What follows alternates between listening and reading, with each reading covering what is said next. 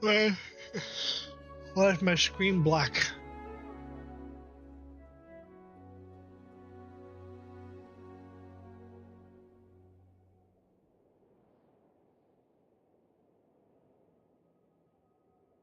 There we go. My eyes!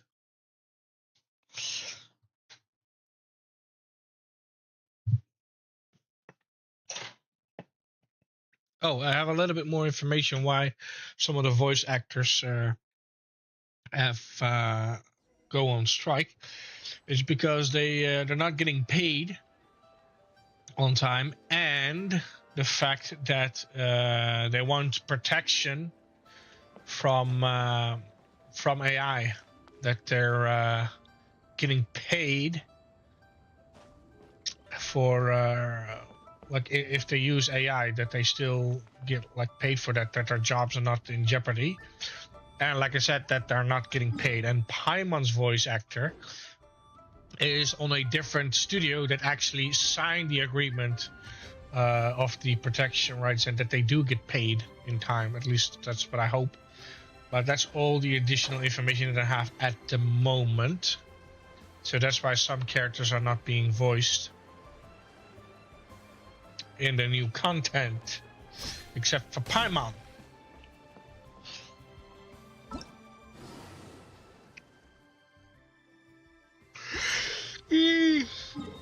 Anyway, let's continue the story.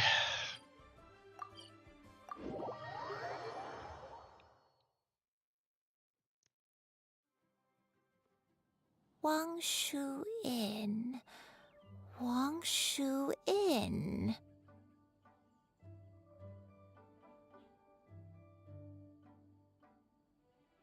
Oh, would help if I do this. Do you remember this place, Granny? Yes. The fish here is very delicious, and if you look out into the distance, you can always spot a bird that's been left behind by its flock. I believe I used to have a room here. It had a window. Yes, I spent a lot of time looking out that window. Which room was it again? Let me look. I'll come with.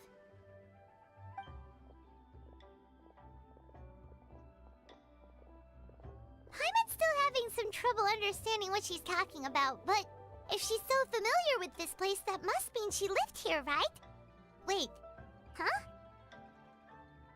Whoa! Shell! What are you doing here all of a sudden? You scared the living daylights out of Paimon! I sensed a non-human presence and decided to come take a look. If you're here, then there's likely no trouble afoot. I suppose there's no cause for concern. It's been a while, Cloud Retainer. I see you have returned to your previous form. I have indeed. I fought alongside her in this form on many occasions during the Archon War. Oh, wow! What was she like during the war? Oh, wait, let Paimon take a guess. Was it anything like this? Behold, the glory of one's newest invention, the Bang Bang Continuous Fire Mechanism. Hands up and surrender, or be prepared to face the full might of the Adepti. An impressive imitation. Paimon knows her all too well.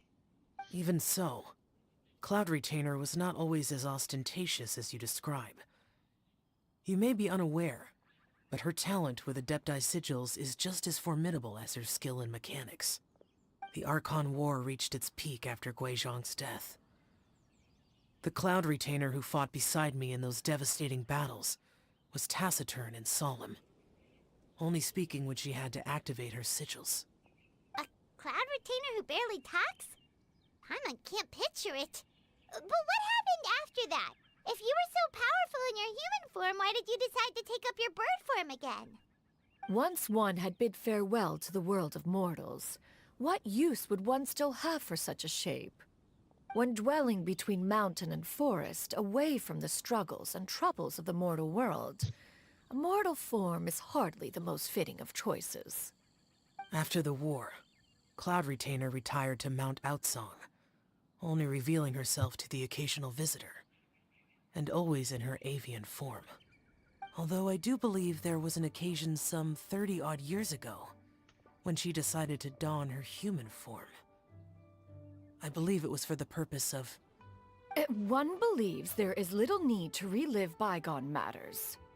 Granny, are you okay?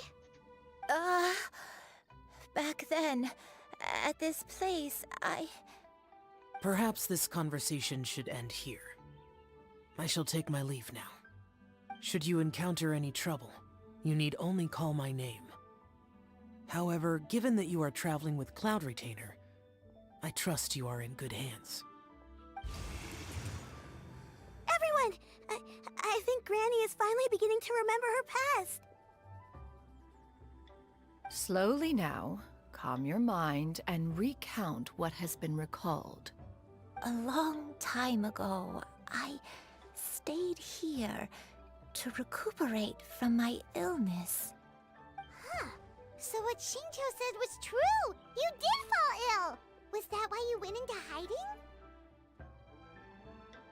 I don't remember. I'm very sorry, but I can't even remember the name of my illness. The only thing I can remember is that it took a great toll on me, and there was no cure for it. I was confined to my room in Wangshu Inn, where I spent many days unconscious. I'd come to every once in a while and stare at the migrating birds outside the window. It was a solemn sight. I remember crying, but I'm not even sure I knew why. One day, I met a traveling merchant. Upon hearing of my illness, he sold me a bottle of soul-revitalizing tea pills. He told me that the pills were concocted using Adepti blood and could be used to alleviate my symptoms. Sure enough, I made a full recovery. My illness remained dormant for several decades after that. Wait, but if your illness remained dormant for several decades, are you saying that what you're going through now is just a relapse of what happened all those years ago? And it was all thanks to the pills that you managed to keep the symptoms in check? Paimon's brain kinda hurts. Do you remember anything else? I'm sorry, I don't. Oh, if only I wasn't so useless. Hey, you're not useless. You've done so much for me. Watched me grow up, raised me. How could you say that about yourself? Oh, fret not, dear child. Granny was just a bit frustrated. That's all. The recovery of a person's memories is a gradual process. Finding pieces of one's past is always superior to not finding anything at all. Let us make haste to the next location. Next location. Next location. Oh, why don't we go to the area north of Dwayunkars next? There isn't really a landmark there, so where should we start? Oh, Paimon's got it. Let's check out the houses in the area first. After all, if she was there for any length of time, then she would have stayed somewhere, right? Oh, Paimon's really got her thinking cap on today. At this rate, we'll recover all of Granny Wendai's memories in no time.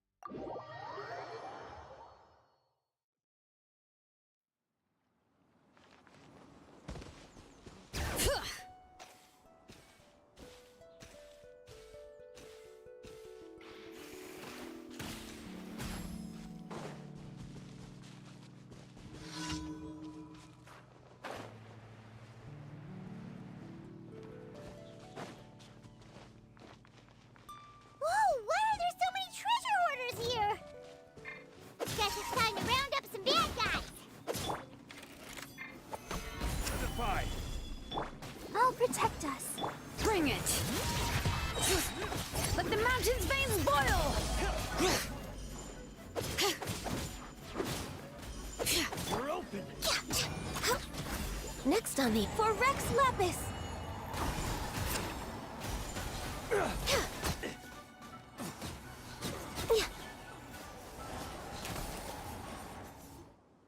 Do you remember anything about this place, Granny Wendai? Let me think. I feel like I've been here before, but I don't think I stayed here too long. I might have just rested here briefly before continuing on my way. Got it. That's okay. There are still plenty of other places we can check. Wait a second. If I remember correctly, I believe I brought... Ah, yes. I brought some sweet snacks with me. Go on, take some. You need to eat a lot if you want to grow big and strong. Oh, thank you. Then Paimon will help herself.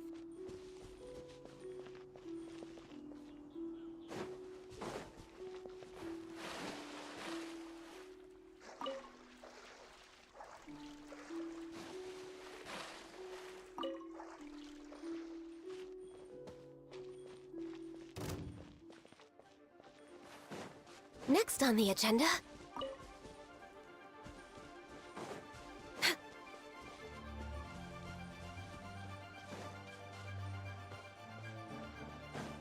We're way behind schedule.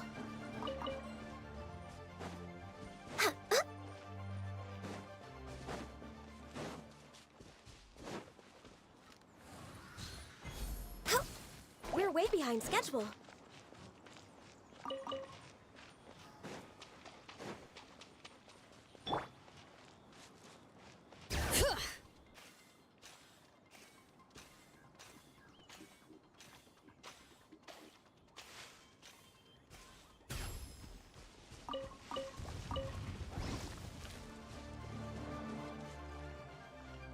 Bring it!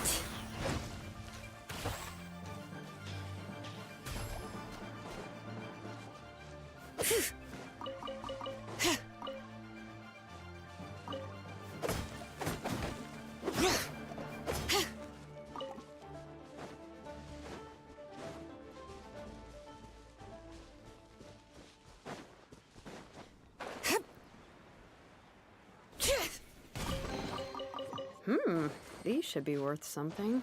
Go on, take it.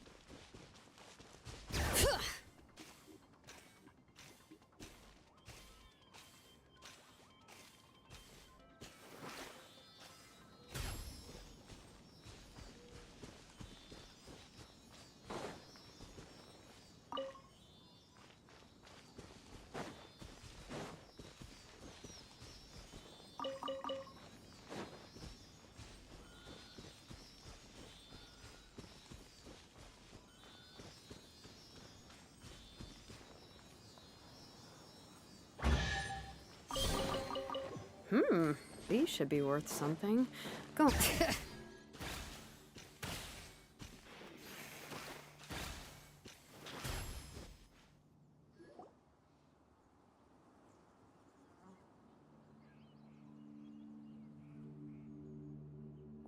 sees an abandoned house. Why don't we take a break over there? This place... It's...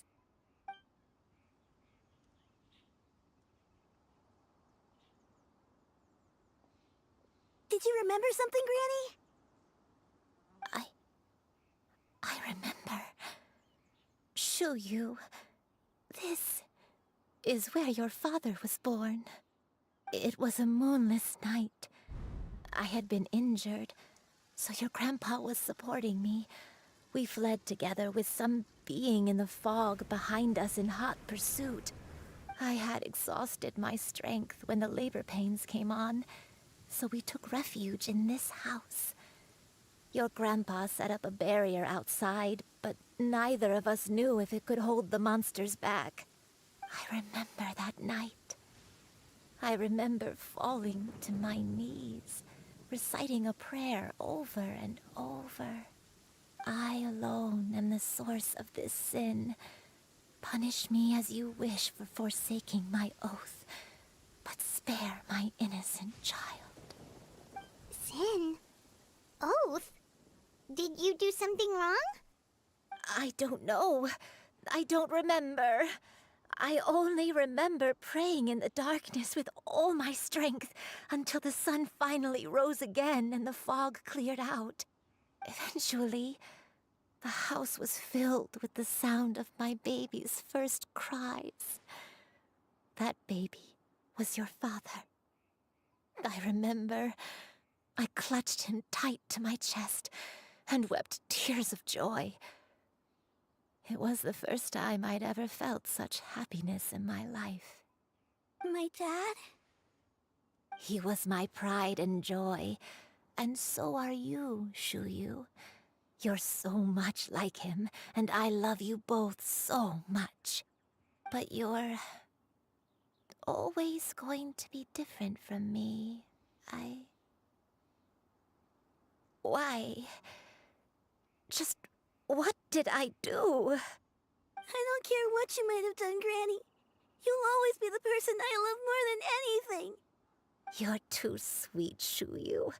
I'm lucky to have you with me. If not for you, I would not have had the courage to come here, to try to remember what I had forgotten. All right, let's not stand around any longer. There's one place left, yes?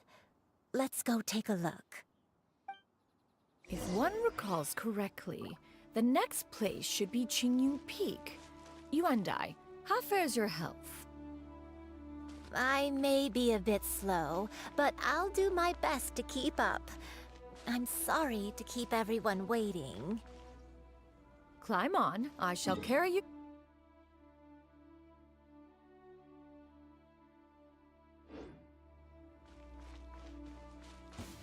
Oh, such lightness of weight.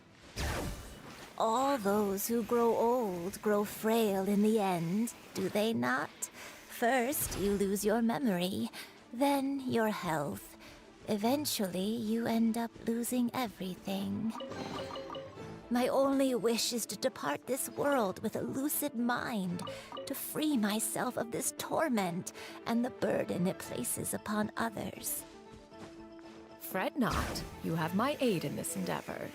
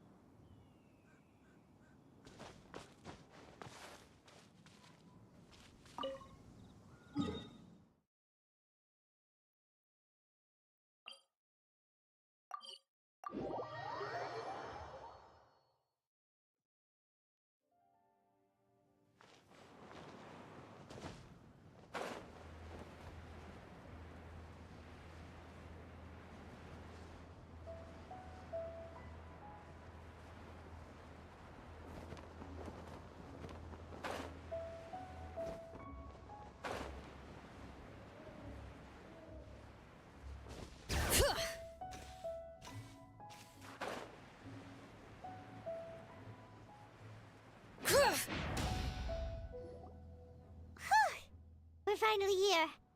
Does this place feel familiar to you, Granny Let me see.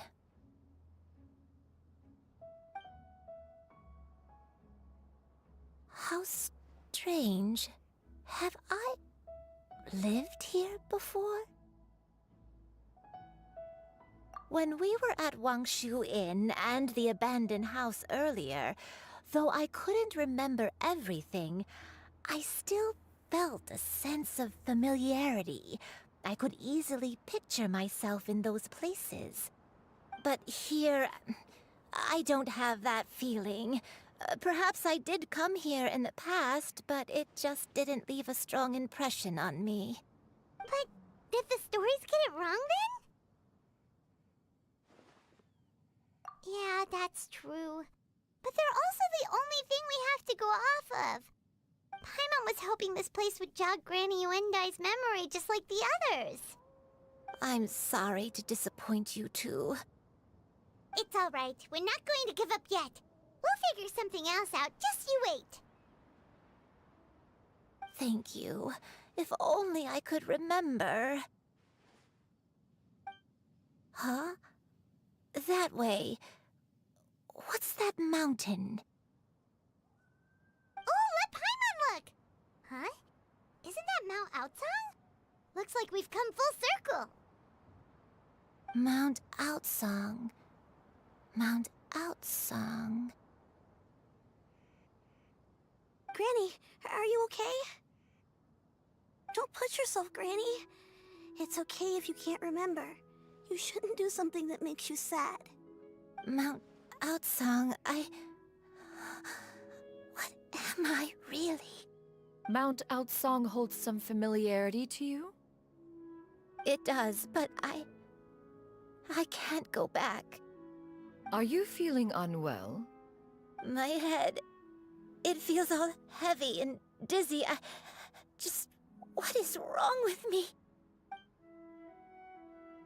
Cloud... Miss Xianyun, is there anything you can do? Let us go to Mount Outsong. But... Fret not, all will be well. You and I, you have already given more than enough to the pursuit of this endeavor. You may leave the rest to me. I've prepared something that can aid you in suppressing the fear in your heart and restoring your lost memories.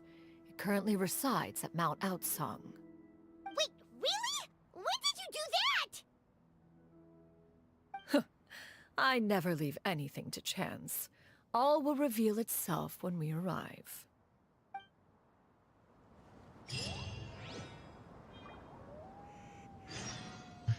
Ooh.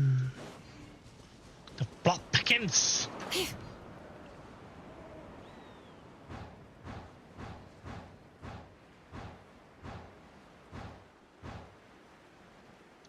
Whee! I'm not gonna make it. I'm not gonna make it. I'm gonna drown.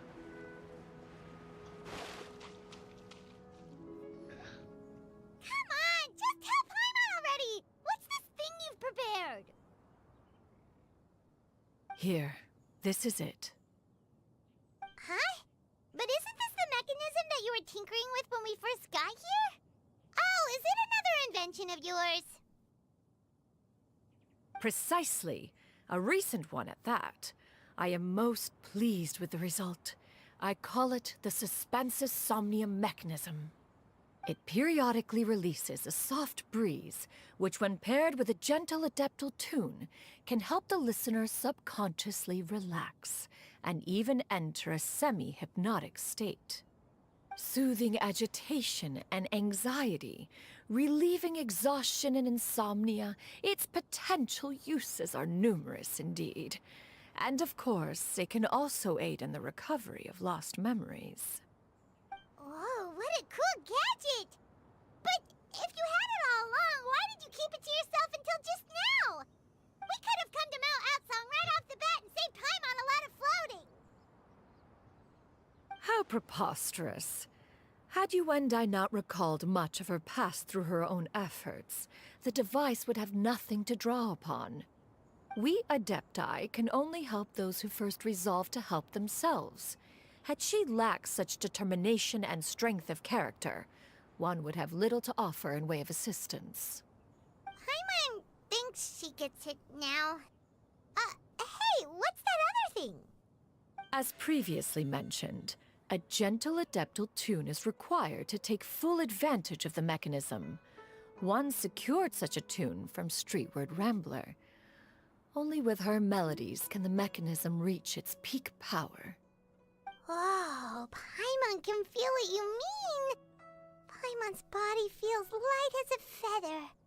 It's as if she's lying down on a warm patch of grass after a super satisfying meal.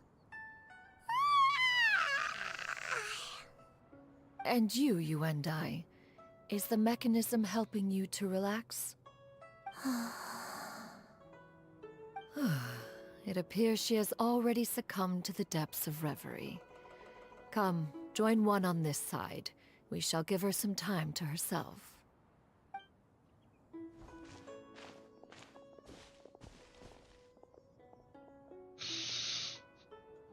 The drought is over. But why do you look like you want to cry?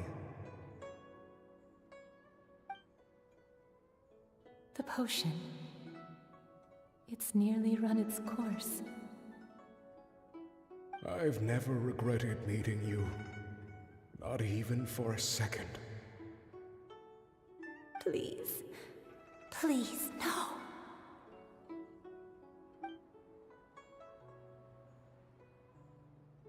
Have you forgotten? This is the world you left behind. One of gentle breeze and morning dew, perfectly straddled betwixt the realms of heaven and earth. This is your home. This is where you belong. You should have never left. The you of the past, the me from not that long ago. We should have never.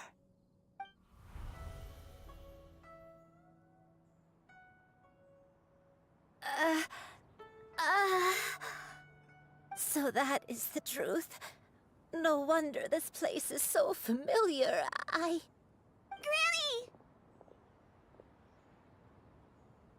Granny, are you okay? Cloud Retainer. Your memories have returned? Wait, did you just call her by her full name? Does that mean you already knew each other? Yes. I now remember everything. Everything. Granny, please don't cry. I'm here. I'm here. Oh, don't worry, my dear child. Granny is fine. I'm so sorry, everyone. You've gone to so much trouble on my behalf. It's all come back to me now. The most important thing that I had forgotten was the truth of what I once was. One can sense the guilt that now plagues your conscience. Reclaiming a truth long buried is sure to come with a myriad of complex emotions.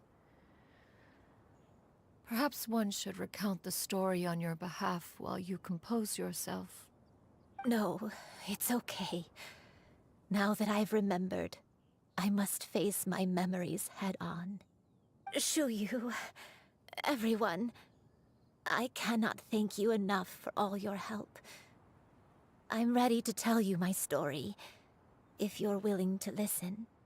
Please, Granny, don't force yourself. What happened in the past doesn't matter. I love you more than anything. Nothing you say can change that. I know, dear child. My feelings for you are exactly the same. It is for this reason that you deserve to know the truth. Some time ago, I made a terrible mistake. One for which I could never atone. Is this the sin that you mentioned in Dwayun Karst? What happened? I am, in truth, not a human being. My real form, one that I held for centuries, was that of a wild crane. I spent many, many years living on Mount Outsong, bathing in the soft breeze and drinking the sweet dew of the mountains. At some point, I somehow gained wisdom and sentience. The Lord of the Mountain, Cloud Retainer, became aware of my existence and began to share many stories with me. She even passed on the secret of cultivation to me. Though she never took me on as a formal disciple, I always saw her as my master. Whenever she took out her tools to work on mechanisms or new inventions, I would also stand next to her and watch. I even contemplated completing my training and becoming an adeptus in my own right. I followed her teachings, and time gradually passed us by. Until that fateful day 50 years ago. 50 years ago?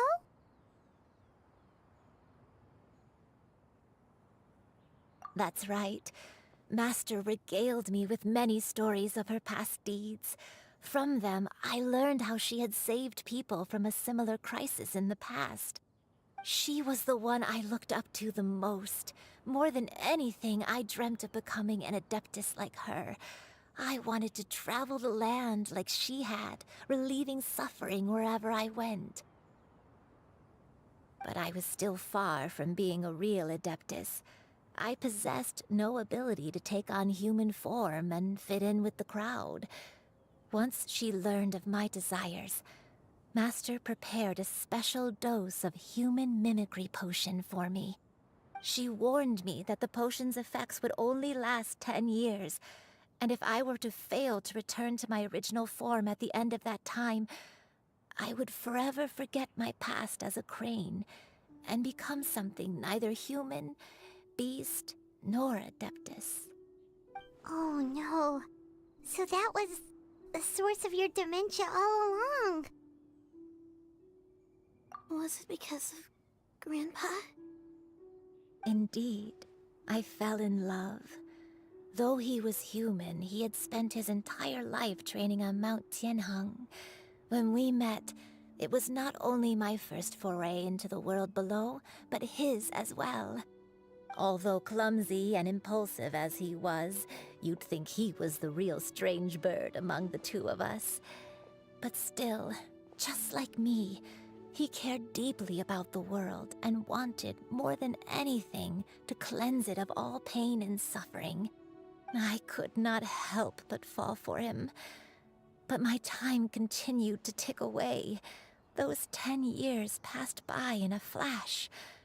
Yet I did not want to leave his side, so I... Oh no. What happened next? I committed an offense. I wanted to stay with him, even if it meant living a life full of pain and suffering, even if it meant that I would eventually turn into a monstrosity. I knew I had betrayed Master's hopes, but I was too ashamed to face her. So I wrote her a long letter instead and asked someone to leave it outside her abode. I was convinced that she would not support my decision, and I lacked the courage to speak to her face to face. In my shame, I fled and tried to hide from the world, such that no one would be able to find me again.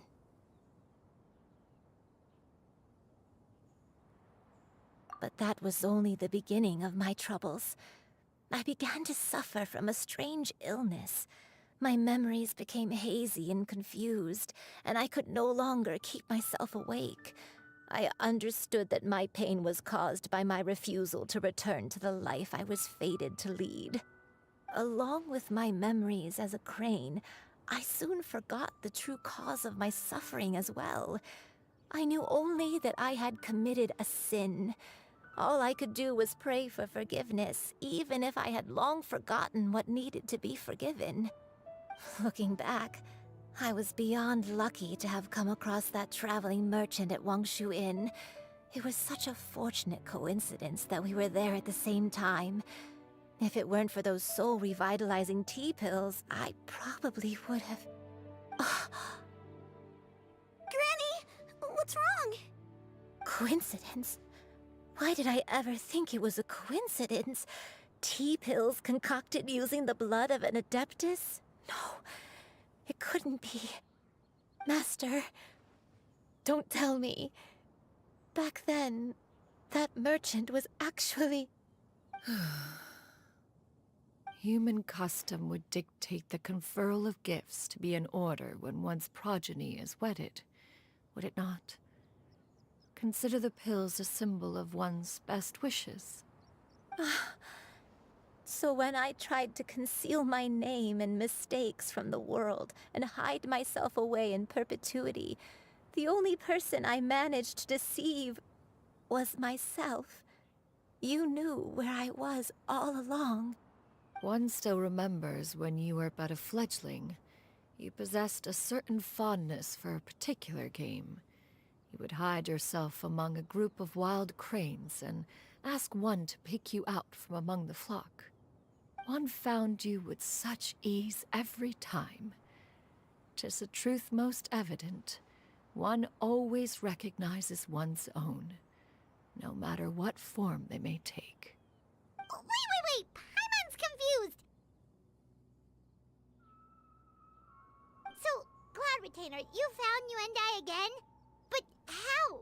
When? And what happened after that? Perhaps it is now time for one to recount the rest of the tale.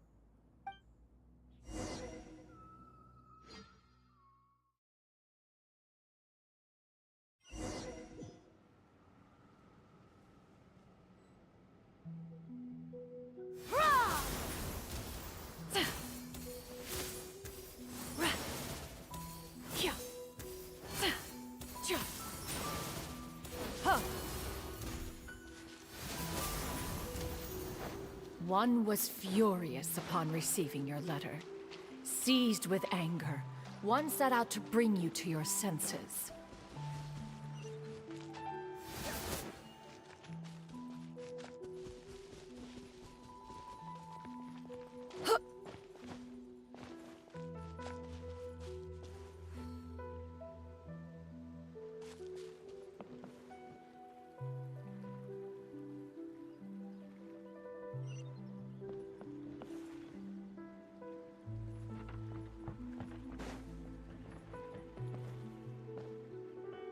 In truth, one had more than a few misgivings about your chosen partner. As an exorcist, his talent was lacking. One could hardly say his skill with sigils was any better. But soon, one came to appreciate the devotion he bestowed upon you during your illness. He never uttered a complaint and rarely left your side. Unwilling to begrudge someone of such character, one decided to overlook his aforementioned deficiencies, glaring though they may have been. Wishing to grant you a life without regrets, one gathered many divine ingredients and used one's own blood to create a form of medicine. Though imperfect, it managed to suppress the more dire effects of your illness. As for how to deliver the medicine, after much contemplation, one eventually decided to perform the deed oneself. One took great care to alter one's features and select the appropriate attire. Only after meticulous scrutiny did one finally set out for Wangshu Inn. As one expected, you were most ignorant of one's true identity. You showed not even the slightest inkling of recognition. One was quite torn. Should one have celebrated the success of one's disguise, or mourn the loss of your acquaintance?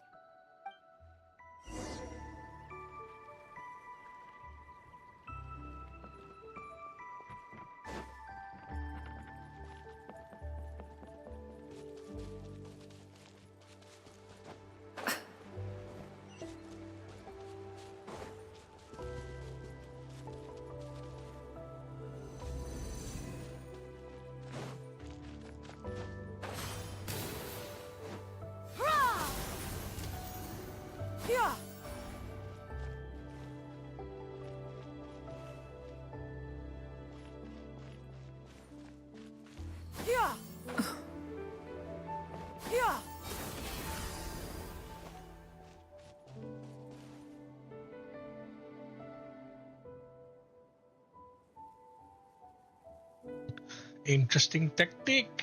Just waiting for the cooldown. Nevertheless, one would speak to you about another matter, if you are amenable, even considering your loss of memory.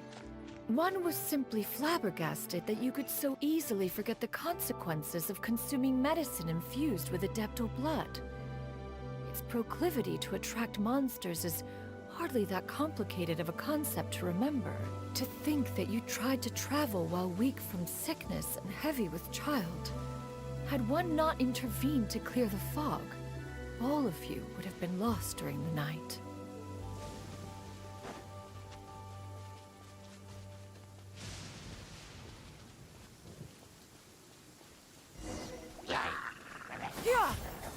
Skyward!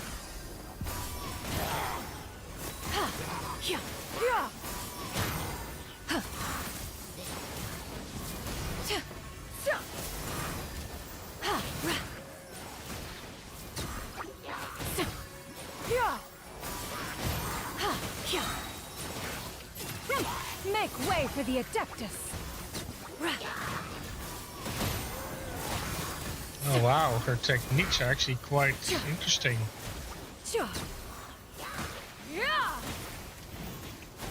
Scatter! Stray clouds converge!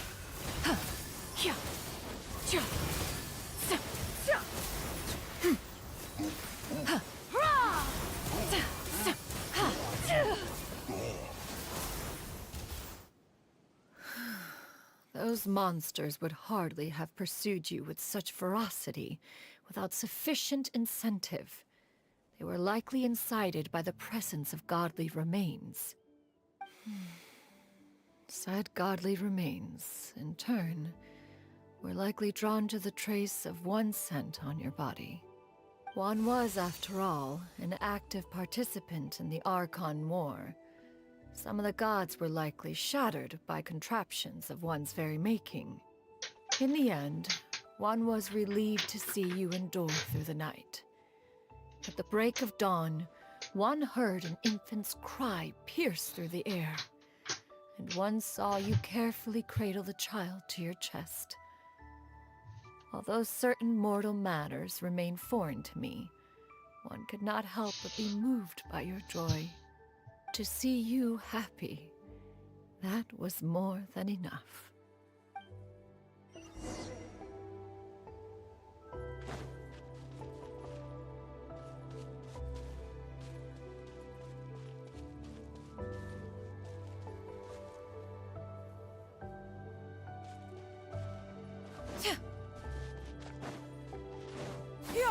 Skyward!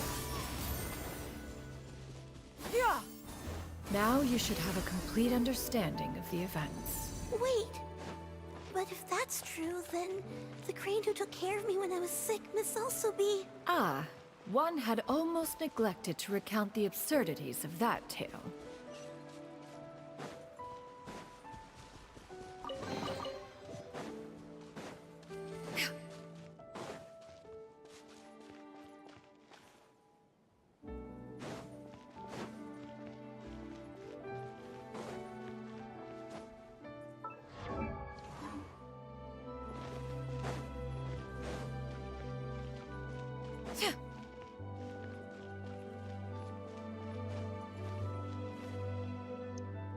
Just as you and I troubled one with her antics, so did you give one many a headache.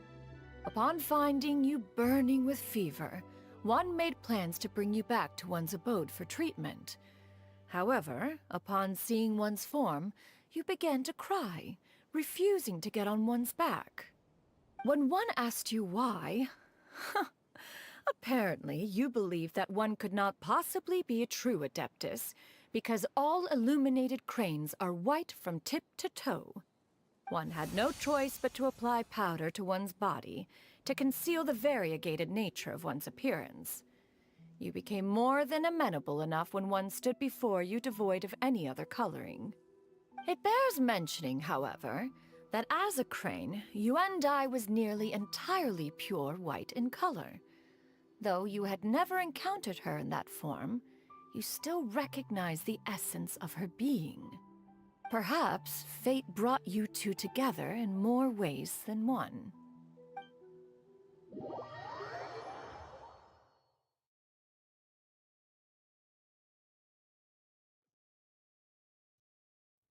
Now all has been revealed. One owes you an apology, you and I. One recognized you upon your very entrance into Wanmin Restaurant. One has always viewed you as a disciple of equal standing with Ganyu and Shenhe. Indeed, one wished to bring your story to a satisfactory end with this visit to Liyue Harbor. Still, one could not reveal your identity right away. Had one simply informed you of all you had lost, all those cherished memories would merely have become the fictionalized account of another.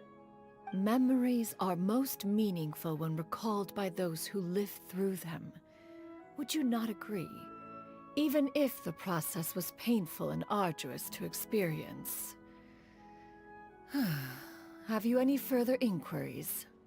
Master, I must ask, if you found me all those years ago, why did you leave me be, even though you knew about my mistake? Why did you not bring me back to Mount Outsong by force? One has never regarded your action as a mistake. It was a simple choice, nothing more. When it is time for one's progeny to leave the nest, it is the responsibility of an elder to let them fly free.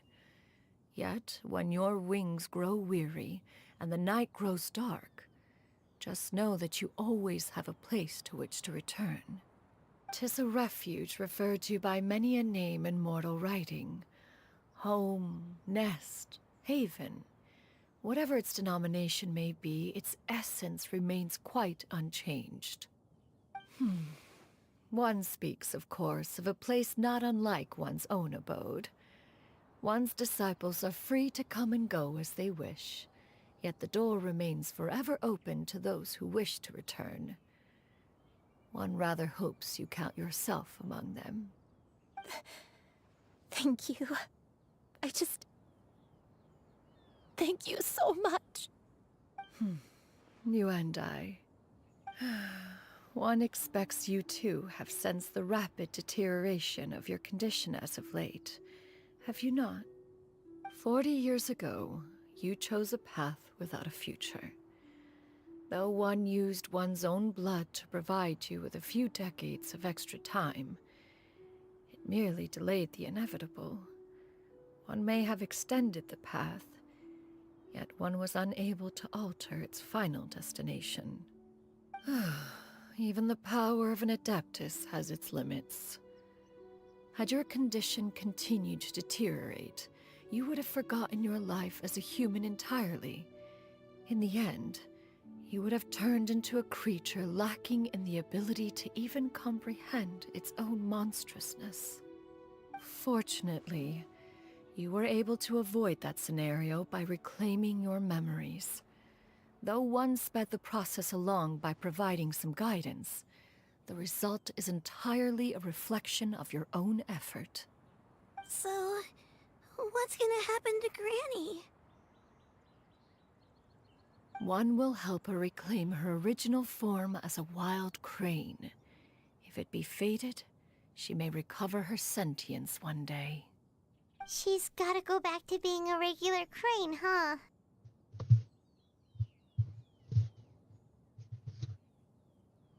Master, you've already done more than enough for me. I don't know how I could possibly repay your kindness. This is a better result than I could have ever hoped for. How much time do I have left? Not long. The transformation is imminent. Granny? Please don't leave, okay? You're all I have left. Please! Don't be sad, dear child. Granny has led a wonderful life. My only regret is having to leave you behind. Don't forget to eat well, okay? A growing young lady like yourself needs lots of good food to grow big and strong. Promise Granny you'll take good care of yourself when I'm gone. I promise, Granny. I'll do whatever you say. Good girl, good girl. Don't worry. It's not goodbye forever. Granny's gonna become the most formidable crane in all of Mount Outsong. Granny will train day and night. I won't stop until I can turn into a human without having to rely on anything but my own power. When that day comes, we'll be able to live together again. You and I. How's that sound? Good. That's a good girl. Even though we won't see each other for a little while, as long as we both work hard, we're sure to meet again someday. I'll eat well, Granny. I promise. And I'll wait for you, no matter how long it takes. I'll wait for you to come back. That's a good girl. Then Granny really has no more regrets. I'm so sorry, Master.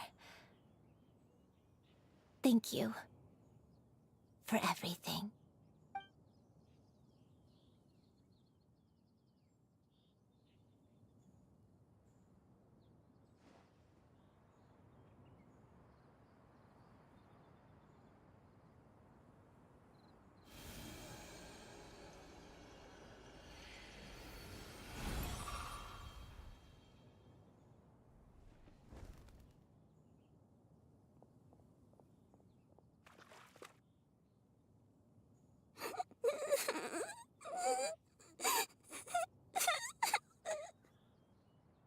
Shiryu.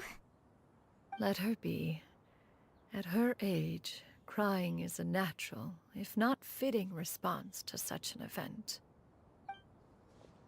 Tears are a necessary part of maturation. Sometimes there is scarcely a better vehicle to wash away the toll of stress and misery. Now that the issue has been resolved, you should also take a moment to relax. Give yourself some time to rest. Take a nap if you must. One will wake you in due time.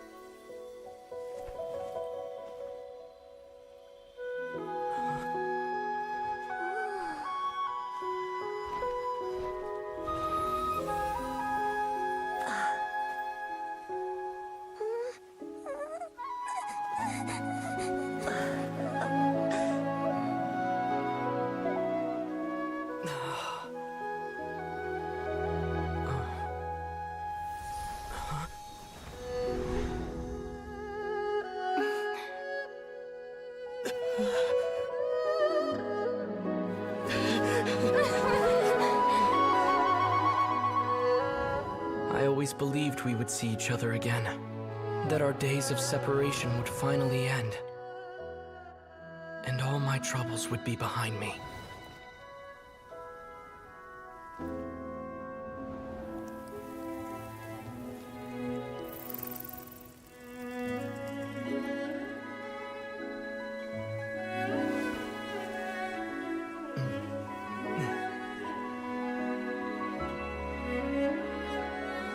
If only things could stay this way forever.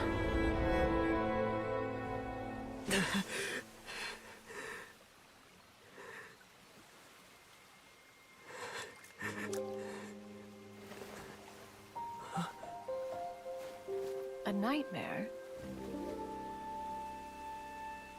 Curious. If you're relaxed, shouldn't your dreams be pleasant? It was a good dream. It's just... You weren't ready to wake up.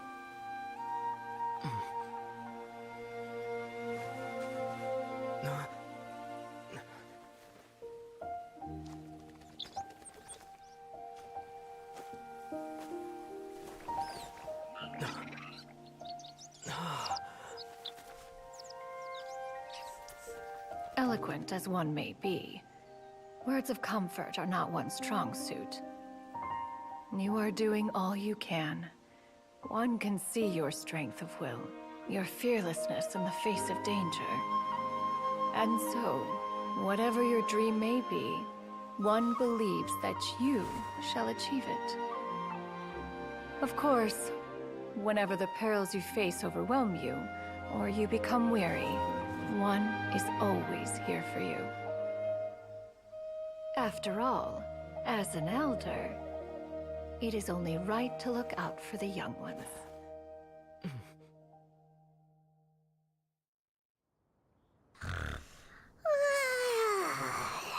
Grilled chicken drums. Oh my god, she's drooling.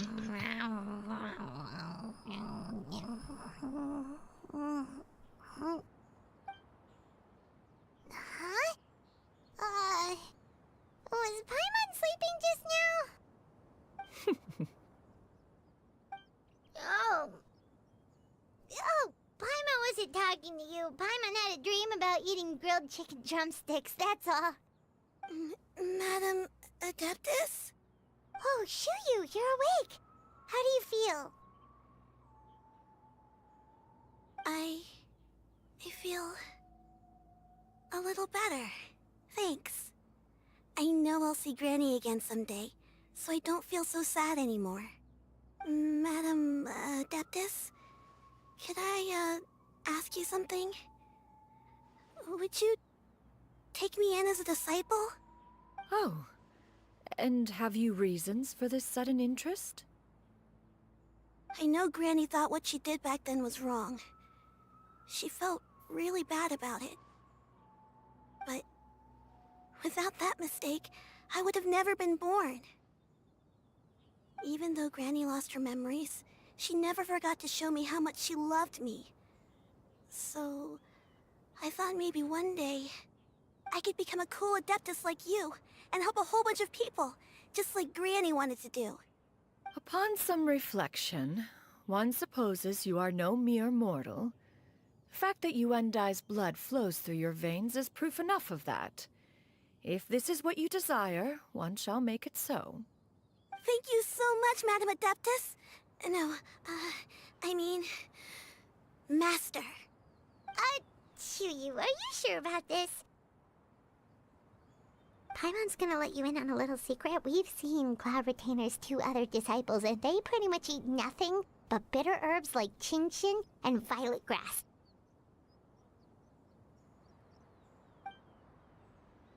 If you join them, you'll never enjoy Wanmin Restaurant's delicious cooking ever again.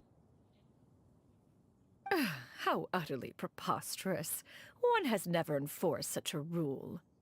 Every individual must find their own path to enlightenment. So long as one retains a pureness of spirit, one's dietary proclivities are quite irrelevant. Well, you say that, but Paimon's not seeing any tasty treats up here now, is she? Although Mount Outsong is rich in natural beauty, its location does preclude access to certain finer mortal comforts. That is precisely why one plans to relocate to Liyue Harbor. Shuyu shall have the honor of becoming one's first disciple in the human world. Whoa, you're leaving Mount Outsong? One has never concerned oneself with the location of one's residence. From the very beginning, one has sought only solace and peace. Yet in the end, all of one's disciples ended up in Liyue Harbor. Ganyu, Shenhe, Yuendai, they all chose a life among the mortal world. One has reflected on this fact for many years now. One can only assume that it is due to some failing on one's part as an elder or master. A failing, perhaps, of recognizing what it was they truly wanted. One is most curious as to what aspect of Liyue Harbor could have enticed them to remain there. One could hardly offer an opinion on the matter, but perhaps some time in the harbor will prove instructive. Why are you all so silent? Paimon is, just a bit shocked, that's all. So, does this mean we can grab a meal together in Liyue Harbor sometime? One has precious little time to squander. However, if one finds oneself otherwise unoccupied, one would not be opposed to the idea. One will be assuming the identity of a human while residing in Liyue Harbor. You should take care to avoid disclosing one's true identity. Don't worry, we'll help you keep it a secret. So, when can we expect to start seeing you in the city? Perhaps in 2 days' time. One has some matters to see to before one's departure. Preparation is the key to success, after all. One plans to put up various items from one's collection for sale. The earnings should provide for a comfortable living in Liyue Harbor. One has already picked out a handsome property near Chuhu Rock. 'Tis no small purchase, but what is mortal life if not one expense after another? Seems like you've really thought of everything. Then how about we meet up in Liyue Harbor in 2 days?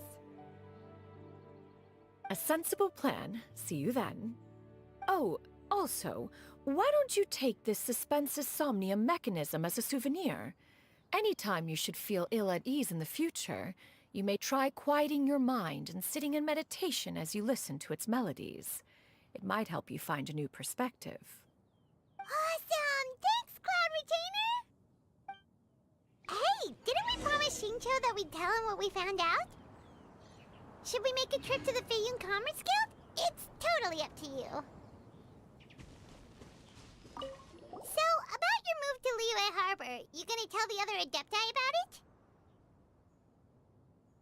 I have left an explanatory note in my abode. Those 2 old fossils will discover it, I am sure, should they come seeking my company. Considering their recent penchant for going off on private escapades, however, I find myself caring little for how they shall receive this news. By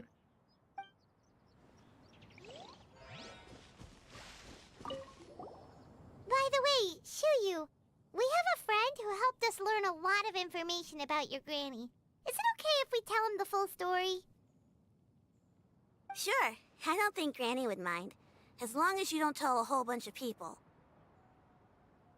I don't think she'd want too many people to know. They might go to Mount Outsong and start bugging her about it. Granny needs to focus on her training, you know? But telling a friend or two is probably fine. No worries, our friend can keep a secret.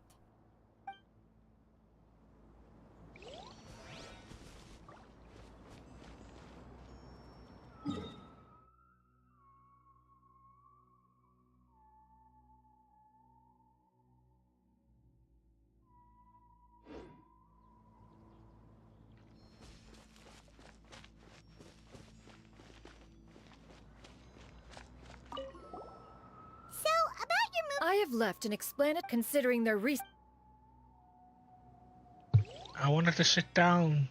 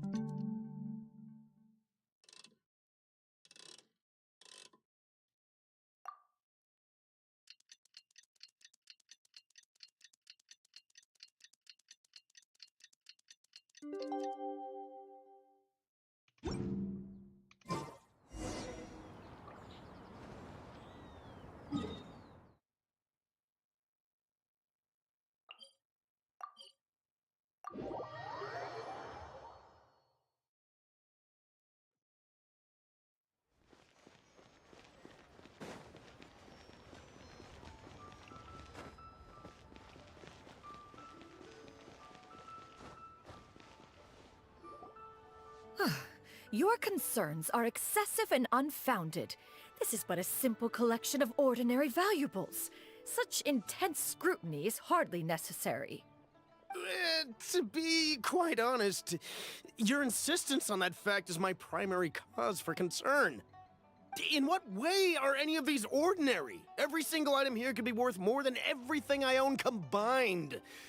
I simply can't risk shelling out that kind of mora without proper scrutiny. If I'm wrong, I would never be able to earn it back, not even if I worked every single day for the rest of my life. I have to be careful. Yes, you can never be too careful.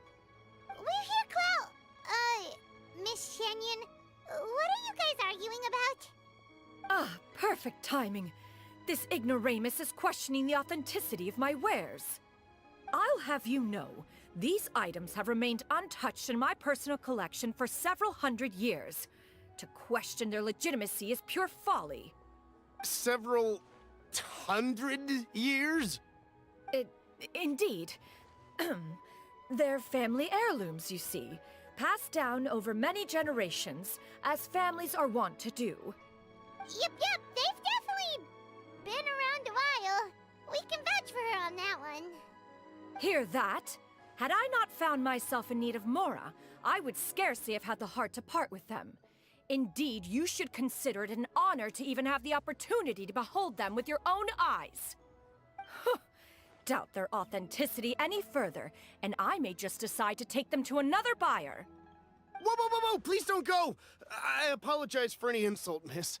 You see, I know full well that I lack the knowledge to judge the true worth of these items. If you could wait but a moment, I've hired an expert to appraise them for me. He should be here shortly. An expert, you say? Very well. I will wait for a little while longer, then. Traveler, Paimon, this is my new residence. If you have cause to seek my company in the future, this is where you can find me. Master! Oh, it's you two again. Hello. Shiryu! You got a new outfit! It looks great on you. Mm-hmm. Master made it for me. I like it too. Huh? You know how to make clothes? Do I know how to make clothes? With the support of the proper mechanism, sewing is hardly a challenge. Master, I brought in most of my stuff. There's a few boxes left, but they're kind of heavy, so I just left them outside. Fret not. I shall help you move them into your room. Actually, I should probably sort through my stuff a bit first. Everything's kind of messy right now, so maybe you could, not look yet, Master? Yeah, that'd be great. It appears my young apprentice has her own fair share of secrets. No matter. Do what you must, child. Now, this expert you mentioned, when can we expect their arrival? Soon. Ah, there he is! Here, allow me to make some introductions. Oh. This is Mr. Zhongli, a well-respected consultant at Wangshang Funeral Parlor and an expert in all manner of valuables and antiques. Mr. Zhongli, this is Miss Shenyun. She's the one who's looking to sell the collection of valuables I mentioned earlier. Huh.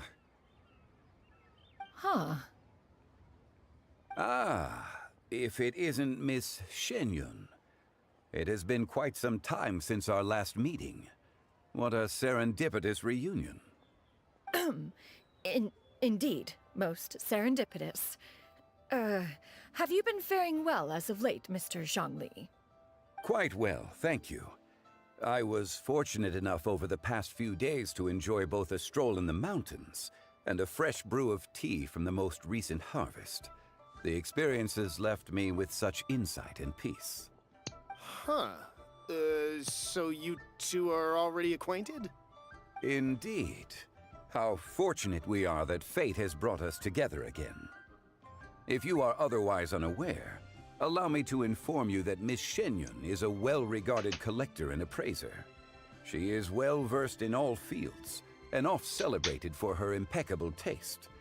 You stand to gain much from this opportunity. You are too kind, Mr. Zhongli. True collectors pride themselves on their wealth of knowledge and eye for detail. I can say without a doubt that you are foremost in that regard. Why, you flatter me, Miss Shenyun. It would seem that you are as self-effacing as ever. Not at all, Mr. Zhongli. Not at all. While I am loath to butt into this conversation, I must ask, you two already knew each other, and you seem to have quite a cordial relationship. Can I be certain that you're not working together to swindle me? I mean, you never know. Huh! A preposterous accusation. The heavens themselves would collapse before we would conspire to do such a thing. Miss Shenyun speaks the truth. Contracts are built on honesty and trust. If that proves to be beyond your capabilities in this instance, this transaction may be taken elsewhere. Say no more. Let us depart. I jest. What fool would still harbor doubts after Mr. Zhongli himself has vouched for the goods? Miss Shenyun, wait!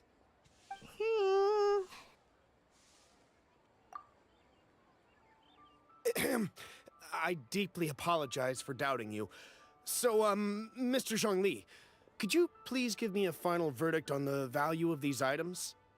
There is no cause for concern. They are indeed rare and precious valuables. Take this mechanism, for instance. Though one may not immediately perceive its purpose, its structure and appearance are exquisite enough to merit it a place in any fine home. The same can be said for this one here. Few could hope to possess an item that so perfectly blends mechanical wonder with geometric grace. I am sure you have heard from your travels that the study of mechanisms is among the most wondrous arts in this world. With that in mind, I earnestly recommend procuring every last item in this collection. All right. Since I hired you as my consultant, Mr. Zhongli, I shall, of course, trust your good opinion. Then, in that case, Miss Shenyun, I'll take the lot. However, since the final sum is quite large, how about we start with an initial deposit through the Northland Bank? The Northland Bank?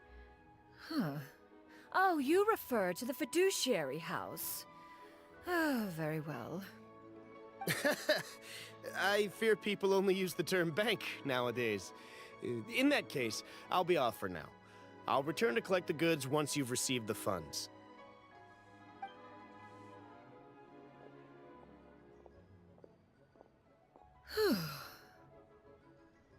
Zhongli! My friends, have you been doing well? We've been great! How about you? Paimon didn't know you were such a busy consultant! My days have been quite pleasant as well. I had been quietly enjoying a cup of tea when Mr. Xiaozu requested my services. As for you, Miss Shenyun, I presume you must be looking to settle in the city? I must say, the name Shenyun sounds exceedingly strange coming from you. Perhaps you could dispense of that particular epithet in further conversation. Whatever for. Am I not addressing you as a friend should? Well, that is true, but...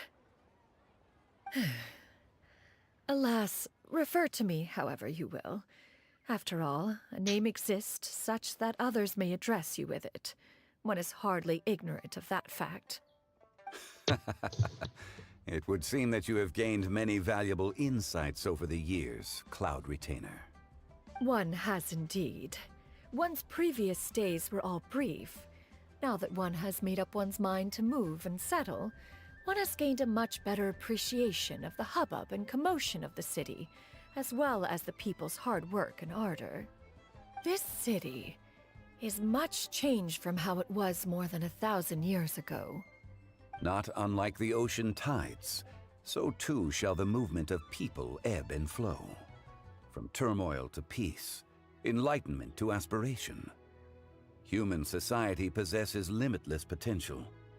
In another 1,000 years, the scene we witness here may change in ways that are impossible for either of us to imagine. Alright, that's enough reflection for one day. No need to get all sentimental on us. You make a valid point, Paimon. Now that the sale has concluded, what say one plays the host as we try some specialty dishes together? One must profess great interest in trying bamboo shoot soup. Perhaps you have forgotten, Cloud Retainer, but I once tried my hand at that dish. You were at the table on that occasion, so logic dictates that you should have already tried it. Oh? What occasion was this? It was a reunion between friends several centuries ago. Alas, you must have been too preoccupied to secure yourself a portion. Or perhaps our other companions simply availed themselves of faster reflexes on that occasion. Huh! Hardly. 'Twas most certainly out of consideration for the others in attendance. In but a moment, one will show you what it means to have a true deftness of hand. It is settled then. Bamboo shoot soup, mora meat, crab roe tofu, triple-layered consommé. We shall enjoy the lot. One has already passed word to Shenhe and Ganyu to make a reservation. It is prime time for them to meet one's newest disciple. Is that agreeable to everyone? It should be a most splendid occasion. Shu Yu, come now, it is time to dine. Ah, this gentleman over here is Mr. Zhongli. He is, A humble employee of Wangsheng Funeral Parlor. Pleased to make your acquaintance. Nice to meet you too, Mr. Zhongli. That should be everyone, right? Let's go!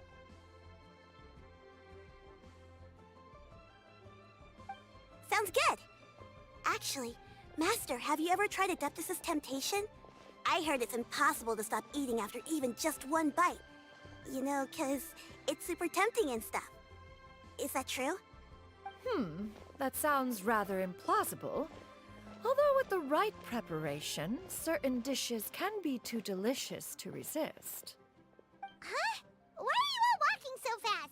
Hey, wait for Paimon! Hey, wait up!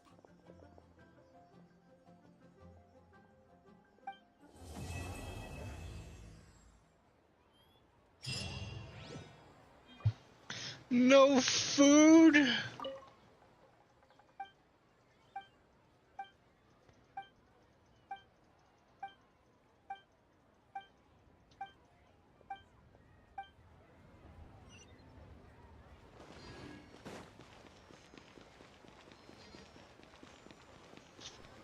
Honey, try your luck betting on Jade?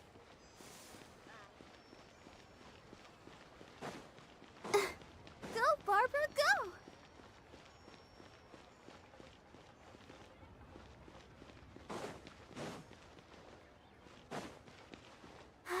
Keep going.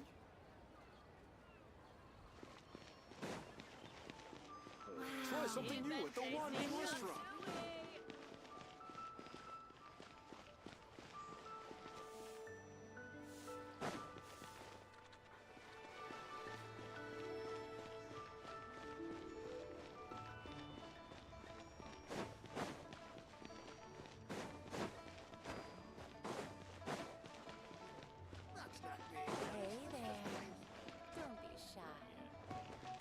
And the boxes just disappeared just like that. It's a tiny little house though.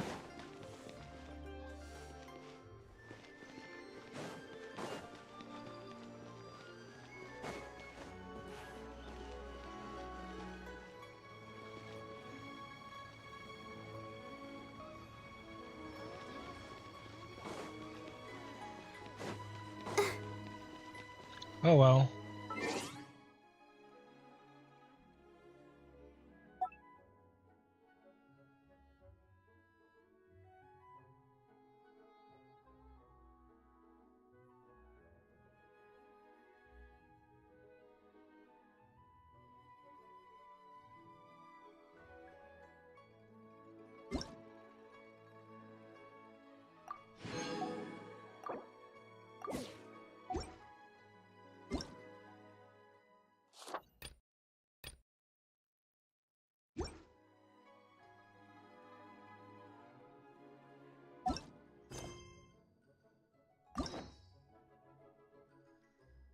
Hmm.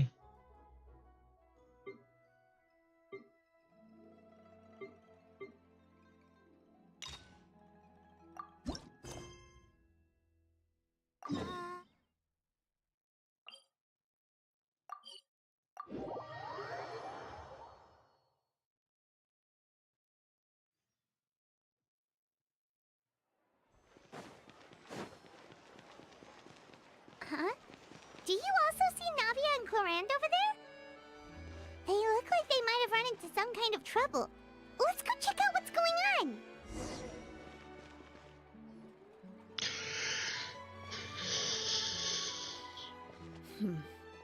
Still no dice?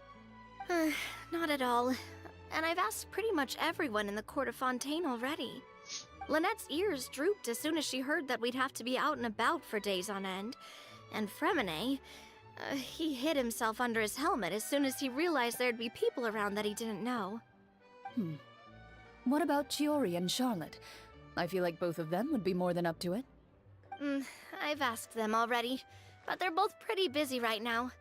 I just gave the members of the Spina a few days off, too, so I don't want to bother them either. This is getting pretty difficult. Navia, Clorand, what's up? Oh my. Well, if it isn't my dear partners. How are you all doing? Huh. Navia? Huh? Oh, you mean... Yep, this is our chance. Do you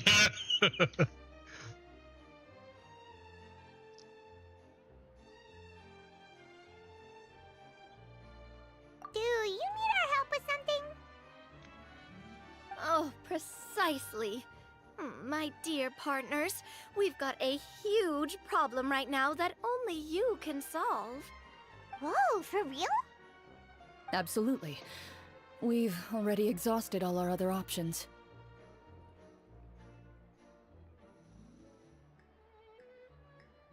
Traveler, Paimon, would you join us and play Marechaussee Hunter Judgment Day? Marechaussee what now? It's a new game script by the Tabletop Troupe, a local roleplay adventure club. Ever heard of the Tabletop Troupe? They put out games that allow you to participate in a story and roleplay characters with your friends. Oh, I've loved their stuff ever since I was a kid. That sounds super interesting. Clorand and I are both veteran members of the club. Recently, someone came up with a new script and was looking for people to help playtest it for them. And when they asked, of course I couldn't refuse. I mean, come on, a brand new script? Nobody has ever played it before. Mm-hmm. Generally speaking, scripts at that level of development have a lot of issues, but I think this one is pretty solid. The author obviously put a lot of work into the story, and the world building is also quite credible. Whoa, whoa, whoa! I know I was the one that handed you the script, but some of us haven't read it yet. No spoilers, please. Anyway, the script calls for a team of 4. Ah, yes. We're missing one final player right now.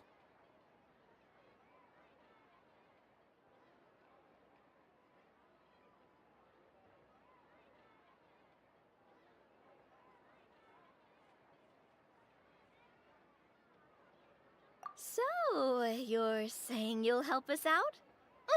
I knew I could count on you, partner. Paimon and the Traveler are kind of a package deal. Is that okay? That's not a problem. I'll adjust the pace based on the actual number of players, and ensure that everyone has a good time. Well, Traveler, what do you think? Wanna play? Paimon will follow your lead.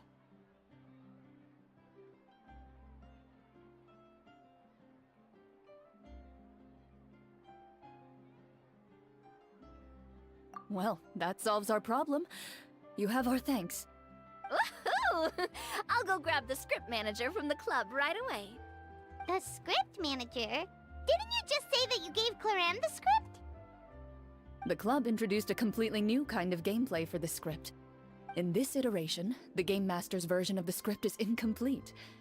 The script manager provides the next part of the script only after players have completed the current list of objectives. On top of that, in order to increase player immersion, the club has created some of the story's sets and scenes in real life. We'll only know where we should go once the script manager reveals the starting location. Wow, you're right. Whoever wrote this script really did put in a lot of work.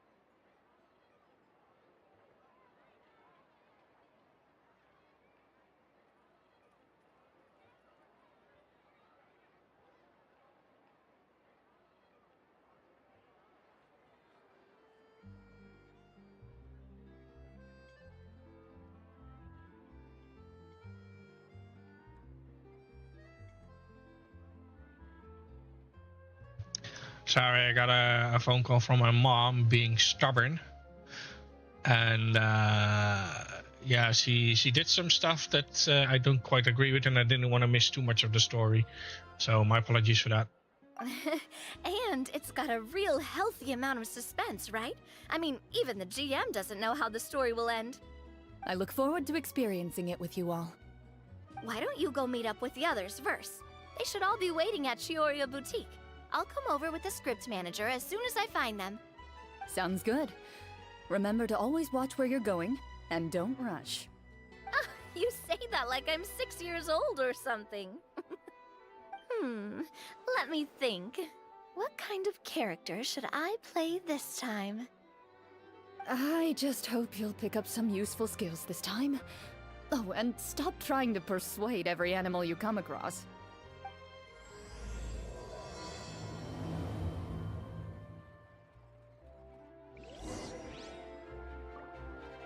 Go, Barbara, go!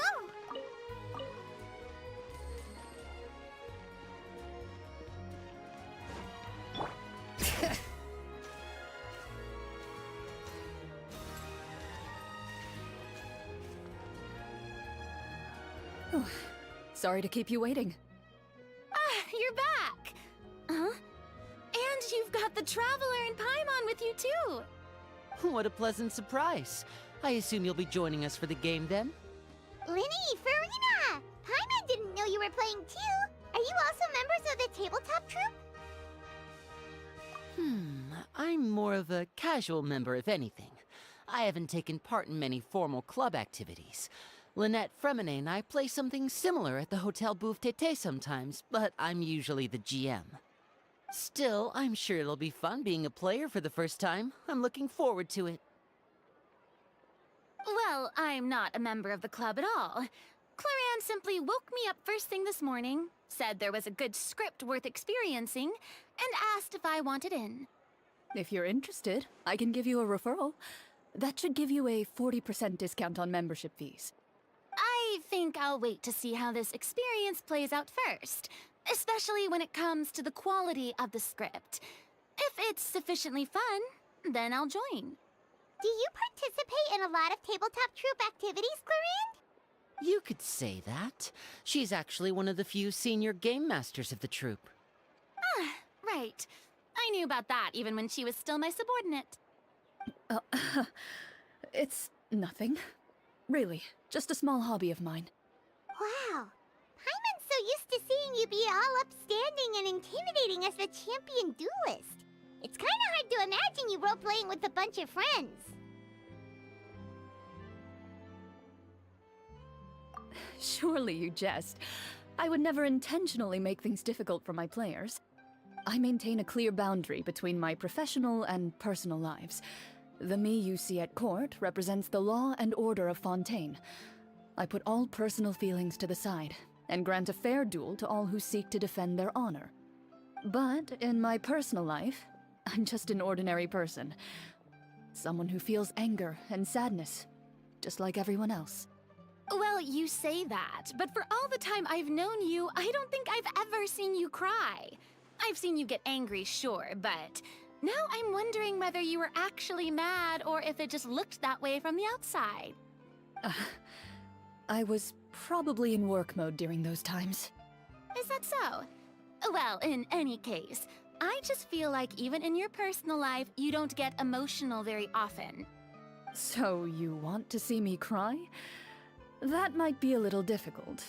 A show of anger, though, that might be something I could accomplish.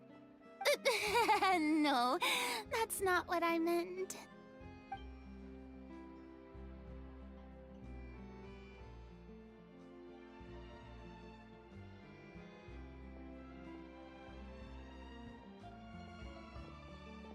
I'm back!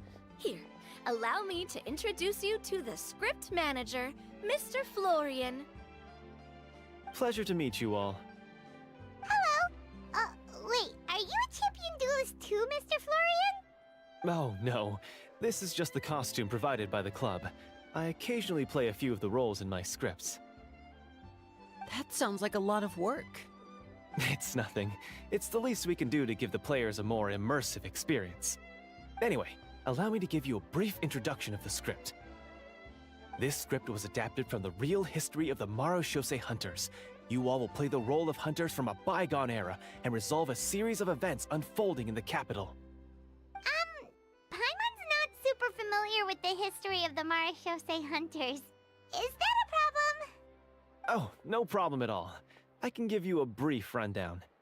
So, basically, Marashose hunters were people who dedicated themselves to hunting monsters and protecting the city by using a special swordsmanship technique passed down over generations. Their story can be traced back to the ancient Remurian dynasty, as well as the first hunter, Cassiodor. But I'll leave the finer details for you to seek out and discover later. And I'll provide additional commentary as the story progresses. In that case, brave hunters, are you ready to set out on an unknown adventure? Whoa, just one sentence and it's like we're in the story already! Aha, I see many a determined gaze before me. Very well, head over to this location and begin your heroic journey. So, as we follow the story, it leads us to specific scenes? Ooh, sounds pretty innovative. What does the message in the envelope say? It's the exact location of the scene, as well as the formal permission to use the venue. Seems like they have everything prepared. Please check all your belongings, everyone, and make sure you haven't forgotten anything. Once you're ready, please follow me to the designated location. Sounds good. Hunter Squad, move out!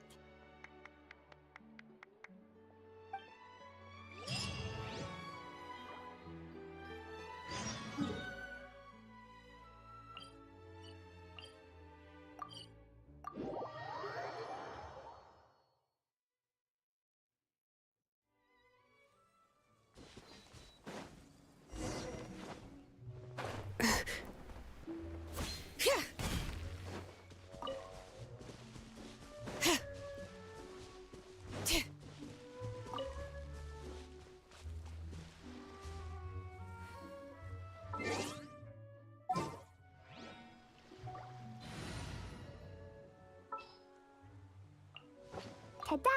Please!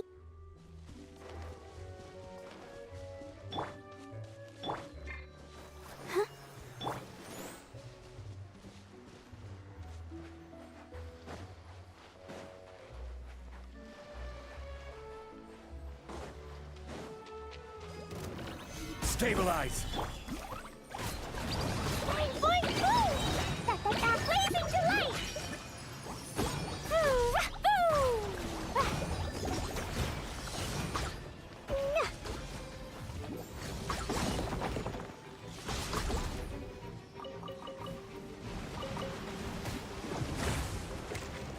La la la. Let the show begin. I will have order. Blaze over.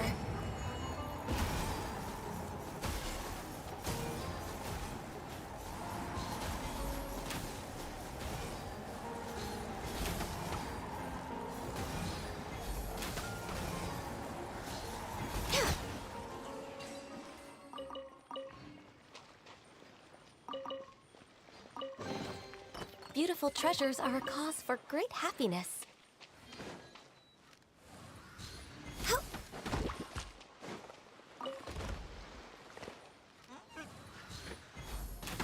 We're way behind schedule.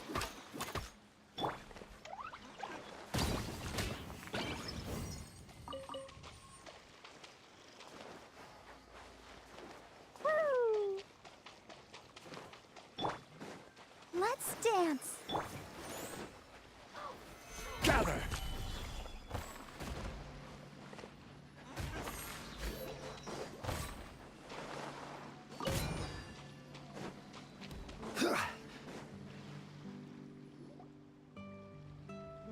Whoa, they really have thought of everything. Even the Fatometer is here and ready to go for us. The Fatometer? What's that? It's a card that's used to determine action success or failure. We'll need to use it when we try to use certain skills. And what about all the dessert and tea? Is that for us as well? That's what the message said. Really? That's so nice. It feels just like a tea party with friends. Those snacks have Paimon's name written all over them. I think you might be more of a snack hunter than a Marashose hunter, Paimon. Snack Hunter Paimon reported for duty. If there are delicious snacks to be found, Paimon will track down every last one. The desserts are great, but I'm still looking forward to the story more than anything. Very fair. Then, let us begin. First, please pick up the blank character cards in front of you, and write down your name and profession. You can find an abbreviated version of the rules printed on the back of your character card. If you have any questions, feel free to ask me. In this story, everyone is a Marashose hunter. To reflect this, the club has prepared a small badge for everyone. Ooh, nice! As hunters, you have proficiency in swordsmanship and fighting by default, so there's no need to allocate any additional skill points to those areas. Swordsmanship? So there's a fighting part to all of this? Paimon's not sure she can do all that on her own. Maybe Paimon can just stick with you? Why don't you share a character card then? The Traveler will be the Marashose hunter, and you can be his little floating assistant. Kinda like in real life. So, for the name, do I fill it out with the name of my character? Yep. It can be any name you like. You can use your real name too if you want. I do that whenever I get too lazy to think of a new name. Oh, so it would be like experiencing a different life, but still as yourself. That's not a bad idea. In that case, I think I'll continue to use the name Linny then. Next up is the skill sheet. You have a limited amount of skill points that you can use to learn a number of skills. The more points you invest in a particular skill, the easier it will be to pass associated checks. I'll take persuasion and investigation. Those are must-haves when it comes to missions like these. Oh, those skills sound like they'd be useful for gathering intelligence. Good idea, Navia. Just as expected of a veteran player. So should we also take those skills then? Not necessarily. Since we're working together as a team, we could leave the negotiations to Navia and use our skill points to pick up other useful skills. For example, I think I'll take stealth and sleight of hand. That will give us more options if we run into any situations we can't negotiate our way out of. Oh, interesting. I wasn't thinking about it like that. I suppose it's not so different from an acting troupe. Everyone has their own role to play. Let me see. I'll take arts and performance. I'm not quite sure what use they'll be, but I'm not as knowledgeable about the other skills, and I am not too confident I'd be able to roleplay them well. Well, that leaves us. What do you want to learn, Traveler?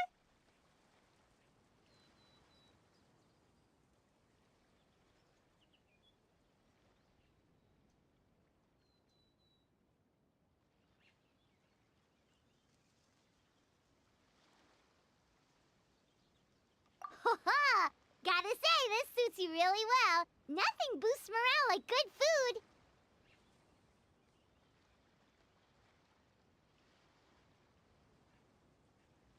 Oh, something that'll help you get a read on other people's thoughts. Sounds useful.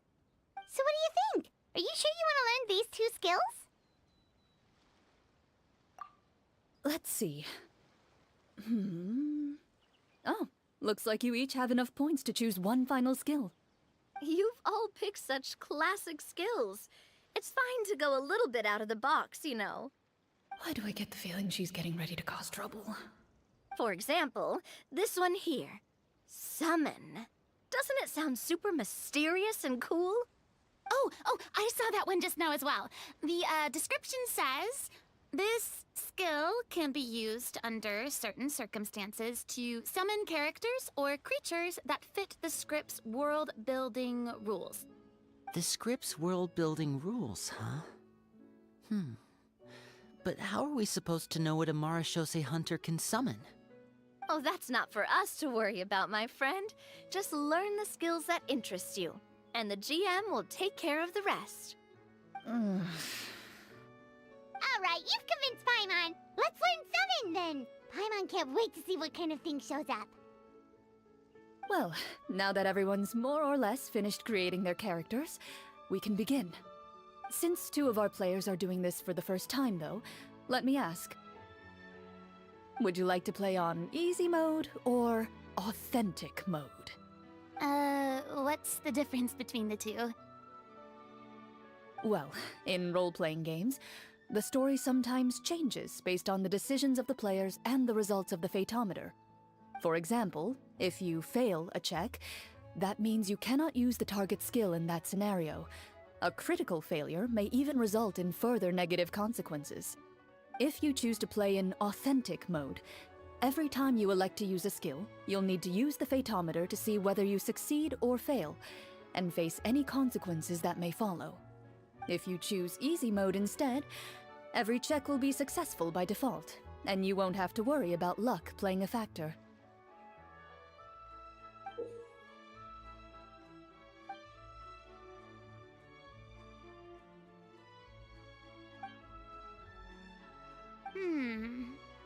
Given that I'd like to focus on the story, I suppose I should pick easy mode. I'd feel bad if I brought the team down by failing my checks. Huh? Oh, come on. Don't worry about that. RNG is the lifeblood of role-playing games. I'm going with authentic mode for sure. Never knowing what you might have to overcome. Ugh, doesn't that sound exciting? I'd rather be mentally prepared for what might happen. All right, then I'll mark down Farina for easy mode. All her checks will be successful by default. As usual, Navia and Linny will play on authentic mode. What about you, dear partner? How would you like to play? Are you sure?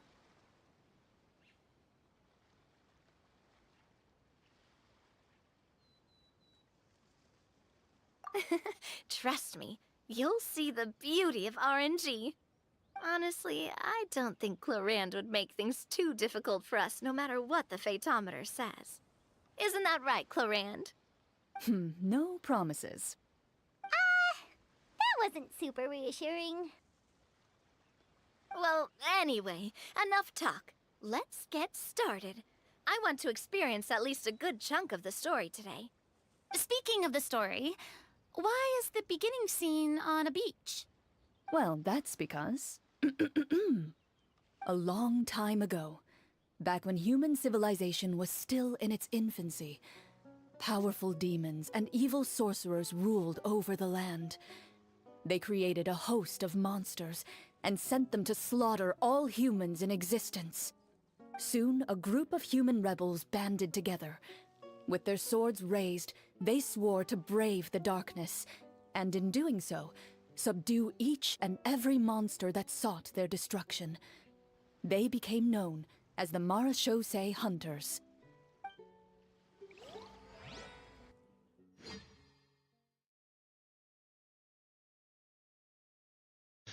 Interesting. Now I wonder, should I really go just by easy mode instead?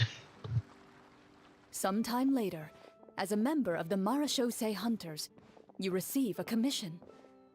Following the address provided on the message, you take a boat and arrive at this strange city. As you inhale, you can taste the slightly salty air of the docks as you begin to survey your surroundings. There aren't many people in the vicinity, but you do take note of a few others who, like you, seem to be sizing up this place. Your eyes meet, and you realize these people are fellow Marashose hunters, likely led to this location after receiving the same commission as you. You're all Marashose hunters too, right? Allow me to introduce myself. The name's Navia, monster hunter by trade and helpful neighborhood businesswoman on the side. What say you to traveling together? We can help each other out on the road. Okay, count me in. My name is Linny. I've been wandering since I was little and picked up a few less than legal tricks along the way. I was adopted by a Marashose hunter and later chose to follow in his footsteps. Is this where you introduce your character to everyone? It sounds like they've done this dozens of times. My name is Farina, and, I grew up in a noble family. I always had a strong interest in performance and the arts. Even though I'm a Marashose hunter, what I really want is to be a performing artiste. Hey, that's really cool. You can do it, Farina. That's exactly how it's done. Paimon is Paimon, a good friend and companion to this Marashose hunter right here. I've been studying the culinary arts since I was a child. I hope my delicious food can help boost people's spirits. That's wonderful. I'll be looking forward to your cooking during our adventures together. Well, if we're all here for the same commission, why don't we take some time to confirm what we need to do? You open your envelopes at the same time. The message reads, "To the honorable and trustworthy Marashose hunters, our kingdom is currently facing a grave crisis. The lands outside the capital have been overtaken by monsters, and our people are being led astray by forces of wickedness. We beseech you, please help us resolve this crisis and return peace and stability to our home." Huh. The layout of this city looks super familiar. It kinda reminds Paimon of Mondstadt! The scriptwriter must have used a real-world city as a reference when coming up with the map. As experienced hunters, the layout of the city reminds you of places once traveled. You recall the sight of tree-lined streets and the gentle tranquility of days gone by. I forgot I was muted. I said, this place reminds me of Mondstadt. And then they say, yeah, it's Mondstadt. And it's like, okay, I knew it. But you didn't hear me because I forgot to unmute, so. Yet, as you regard the city in front of you, it appears to be little more than an empty shell. Its hollow gates are open to you, beckoning you to come forth and bring salvation back to the town. I carefully read every line of the letter and turn my attention to the signatures at the bottom. Who issued this commission to us? You see a long string of unfamiliar names. It would seem that many of the residents of the city issued this commission together. They sensed that things were not right within the kingdom and sent a distress signal to the outside world. In that case, why don't we take a walk around the city and see if we can learn anything from the local residents? Oh, good idea. We might be able to get some leads on the monsters and bad guys we're after. You look up and see a tavern nearby. It appears to be open for the day. Why don't we go check out that tavern? If the novels I've read are anything to go by, taverns are usually full of information.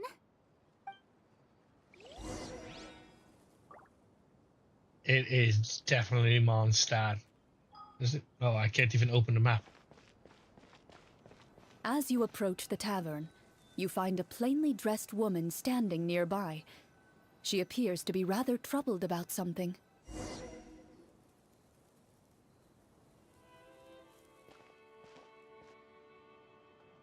Greetings, friend. Lovely weather we're having today, don't you think? Oh, hello. I suppose you're right. The weather today is quite lovely. If only those monsters out there would stop causing trouble. It seems like every character included in the script has a certain amount of useful information to offer. If we keep asking questions, we might be able to get some good leads. Oh, come now, don't be sad. Life is all about optimism. Oh, that reminds me. What did you have for breakfast this morning? Huh? I don't think that's the kind of question we're supposed to ask. Nothing turns a frown upside down like good food. How about some macarons? I could make you some. You didn't even take cooking as one of your skill proficiencies. That's not necessary, miss. Excuse me for saying this, but you don't really look like a chef. Besides, I'm not really a fan of sweets. So you're someone who barely smiles and doesn't like sweets. You're really starting to remind me of this one friend of mine. Hey! Did she just... me? Glorian must have broke character for a second. This isn't getting us anywhere. Traveler, maybe you can think of something.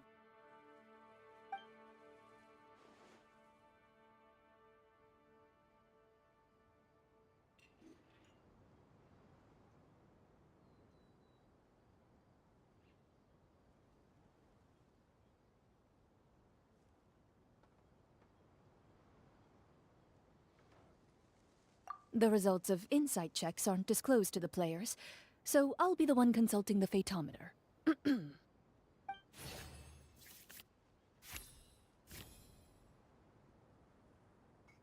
You recall all the lessons you've learned in your time and begin to carefully observe the woman's mannerisms.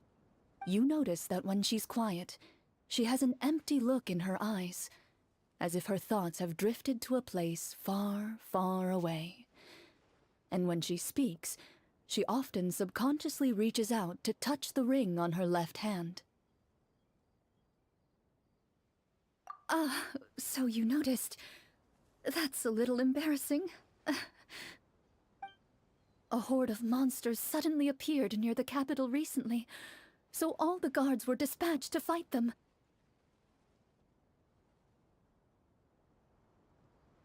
Do you remember when those monsters appeared? I'm not completely sure. All I know is that my husband was dispatched to fight them 3 days ago. Do you know where he was sent? It all happened so fast. When we said our goodbyes, he couldn't even tell me where they were sending him. You have our thanks, friend.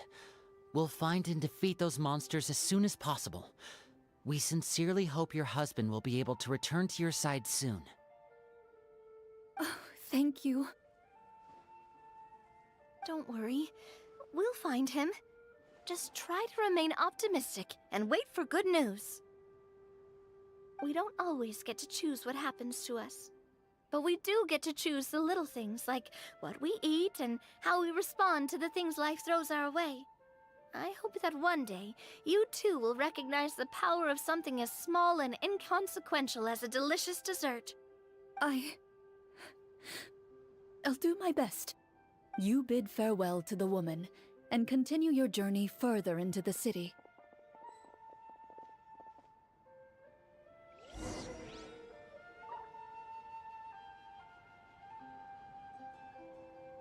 These NPCs are frozen.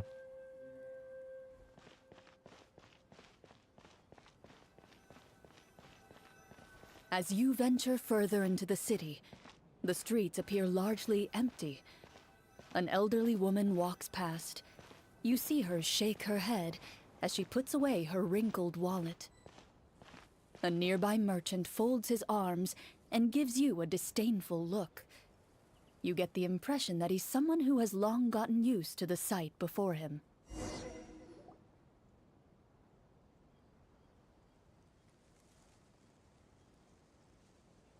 Although he doesn't seem very friendly, merchants are usually a good source of information, right?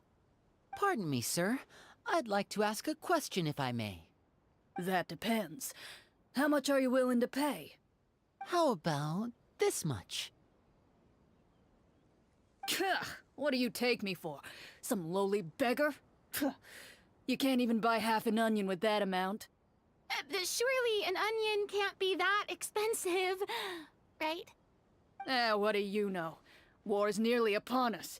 Everything costs several times what it did before. If you're not gonna buy anything, then scram. Whoa, what a nasty guy. Maybe we shouldn't even bother talking to him. But he still might have information we need. Traveler, can you think of something?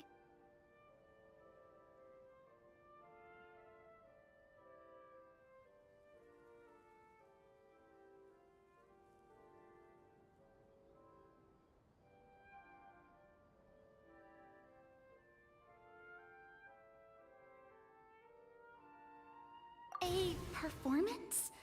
I've never played a role-playing game like this before, but even I can tell that suggestion is pretty far-fetched. Is a performance check really going to help here? Alright. Ahem. By the harbor's grace, a lone boat lies in rest. Let the moon give chase, for here begins our quest.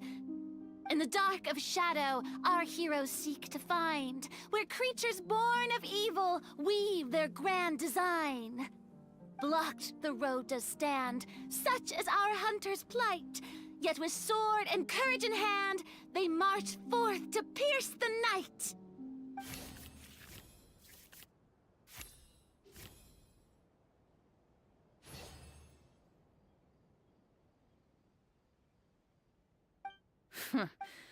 I don't recall asking for a bardic song. Don't expect me to give you any coin. But if you meant what you sang, and you are indeed some kind of hunter, then by all means, please, go out and kill those monsters for us. Those monsters are camped outside the city, and they've been destroying all our trade routes. We have limited reserves within the city, so if this continues, we're all gonna be in big trouble. Wait. You're saying no one has put a plan in place to distribute supplies or maintain order? We could all starve and those nobles in the palace wouldn't even break a sweat. Who knows? Maybe they've been in cahoots with the monsters all along. That is concerning. Yeah, alright, I think I've said more than enough. Be on your way now. Got it. Thank you, sir. Don't mind him, Farina. He just doesn't have enough taste to appreciate your art. No. I was just thinking about how those nobles must be so cold-hearted. It's like they don't care about their people at all.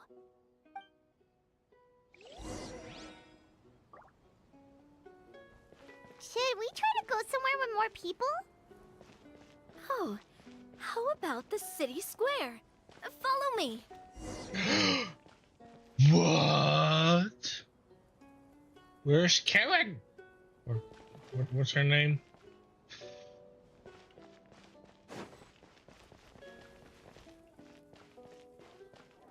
Oh, that's still the same cat thingy.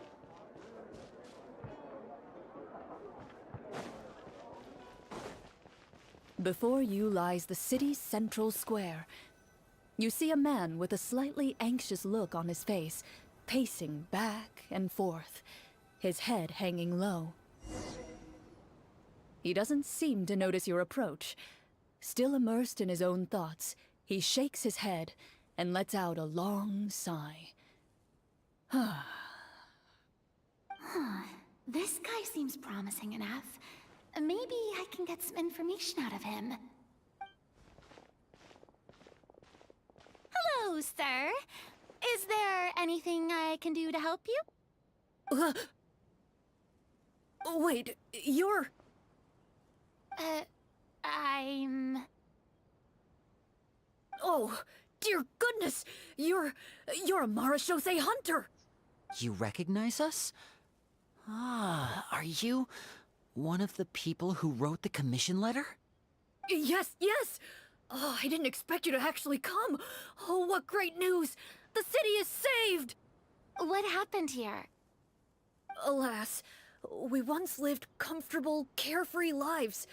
This city used to be free of monsters. The first Marashose hunter, Casiodor, the Golden Hunter, he was the one who drove them back. However, Monsters have once again surrounded the city. Perhaps the seal that kept them at bay has lost its power. Or perhaps an evil sorcerer has been meddling in our affairs. All I know for sure is that their return has stripped the city of any chance at peace. Are there not enough soldiers to drive them out? It's not a question of numbers. The guards simply have no idea how to deal with them. Most people my age have never even seen one of the monsters, much less been trained to fight against them. What's worse, many of us don't even know the history of the Marashose hunters anymore. When I was a child, though, my grandfather would tell me stories about how the Marashose hunters drove back the monsters. So, on the off chance that something might come of it, I decided to reach out to you. To be perfectly honest, I was starting to think all those stories were just tall tales. But now that I've seen you in person, I finally know that it was true! Well, you can rest easy, friend. The righteous and formidable Marashose hunters are on the case. The man is touched by your determination and resolve. His eyes begin to well with tears of relief. Still, if we are going to hunt the monsters, we need to know where to find them. Can you give us any leads? All I know is that the area outside the city is dangerous. I'm afraid I can't point you toward a specific location. Oh, although, if you leave the capital through the main gate and follow the road, you should run into a group of guards. They might know more about where to find the monsters. I see. We'll go look for them then. All right, be careful. Oh, and one last thing. The monsters outside the city are just part of the problem. There are evil sorcerers inside the city as well, so be on your guard. They're actively working with the monsters, and have corrupted the court ministers with malicious magic. They're the reason why, even inside the city, everything has been a giant mess. Even one of our kindest ministers has turned into a boorish and unreasonable figure, interested in nothing but enacting laws that exploit the people. Who knows how much longer we'll be able to go on like this. Talk about being stuck between a rock and a hard place. I feel bad for him. Maybe we should try to cheer him up?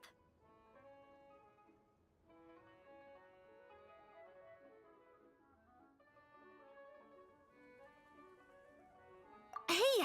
Not everything can be solved with food. I appreciate your kindness, but for now, it's more important to focus on the crisis at hand. Brave hunters, I leave the future of this kingdom to you.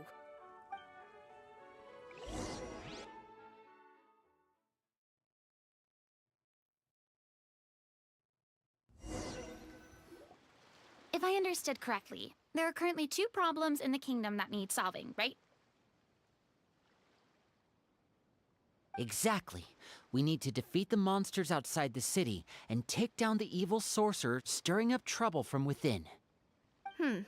But which problem should we tackle first? Well, this seems like a good moment for a break. Take some time and discuss what you want to do. Let me know when you've made your decision. I really didn't expect the people in the city to keep us at arm's length like that. I totally thought the hunters would be treated like heroes. Well, Clarence said the script took cues from the real history of Fontaine, right? Maybe the real-life Marashose hunters were also treated like that. I wouldn't say it's a perfect representation of history, but there are definitely some similarities. Would you like to hear more about it? Sure. As long as it doesn't spoil anything in the script. You brought up bits and pieces of the hunter's history before, but it was all in passing. Paimon wants to know too! The hunters were super powerful, right? Were they all from a special line of supernatural beings or something? Kinda like the yokai in Inazuma? No. All Marashose hunters were ordinary mortal fighters. The only thing that set them apart were the special sword techniques passed down over the centuries. Huh? So you mean anyone could become a Marashose hunter? In theory, yes. All you would need to do is survive the rigorous training and master the swordsmanship techniques required to fight the monsters. Still, most people dropped out at the early stages, and others called it quits the minute they saw a monster in person. To become a hunter, you must be strong in both body and mind. What kind of monsters did the hunters fight exactly? Oh, and the evil sorcerer the script mentions. Did they exist in real life too? The land of Fontaine once played host to an ancient dynasty known as Remuria. After that dynasty fell, monsters began to appear, intent on obstructing humans from establishing a new social order. One of the ancient sorcerers of Remuria used his power to assemble a formidable army of golems. He sought to use that force to establish himself as king. Now wait a second. Don't tell me that guy was the inspiration for the evil sorcerer in the script. We still haven't found any in-game information on him yet. So, why don't you talk about someone else for now? Well, I wasn't planning on going into anything you might be able to find out in the game. But if you want me to talk about something else, then... how about Casiodor, the Golden Hunter? Or Egeria, the ex-Hydro Archon? Wait, but those people are all from a super long time ago. Where did you learn all this, Cloran? From my master. Huh. By master, you mean Miss Petronia? Is someone you know? Absolutely. Miss Petronia and my father were good friends. Back in the day, she would often bring Clorand over to play, but then... Let's not get off topic. Anyway, back to what I was saying. Responding to Egeria's call, a number of warriors followed Casiodor into battle against the monsters.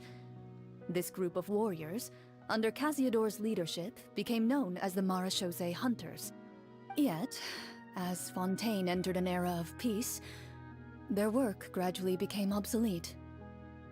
The Marachose Phantom, originally an association made up of hunters, eventually came to be predominantly comprised of Melusines. Ah, I see. That explains why most of the people in the script have forgotten the hunters or think of them as nothing more than a legend. Is that really a bad thing, though? It can get tough always being the one shouldering everyone's expectations. Depends on who you ask, I suppose. If the name of the organization no longer commands respect, investigative work is bound to suffer. Speaking of investigations, which problem should we tackle first? Monsters or evil sorcerer? I vote monsters. That's the main duty of the hunters, right? We can come back to the sorcerer later. Well said, Miss Farina. Plus, if the sorcerers really are the masterminds behind this whole thing, defeating the monsters could give us some clues on their intentions as well. What about you, partner? What do you think?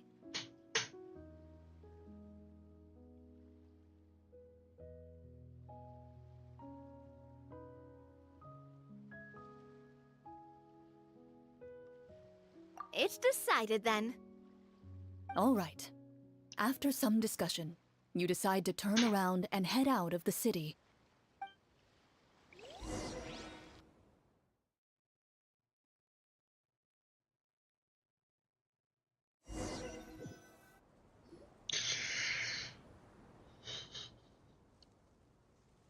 Let's take a look around, like that guy said. You there! Outsiders, halt! Who's there? An armored man approaches you. He has a tall, muscular build and a determined expression in his eyes. Just one look, and you can tell he's fought in his fair share of battles. Although he's trying his best to conceal his current state, his uneven gait and the sweat dripping down his forehead make it obvious that he's been wounded and is in serious pain. I'm the captain of the guard. I saw you sneaking around the city earlier, so I'll only ask this once. State your purpose, or it's off to the dungeons for the lot of you. Wow, it's been a while since someone's been this suspicious of us. I said talk, not whisper between yourselves. Have you ever heard of the Marchese Hunters? Marachose Hunters? Ha! That fairy tale, you mean? What, you expect me to believe you're one of them?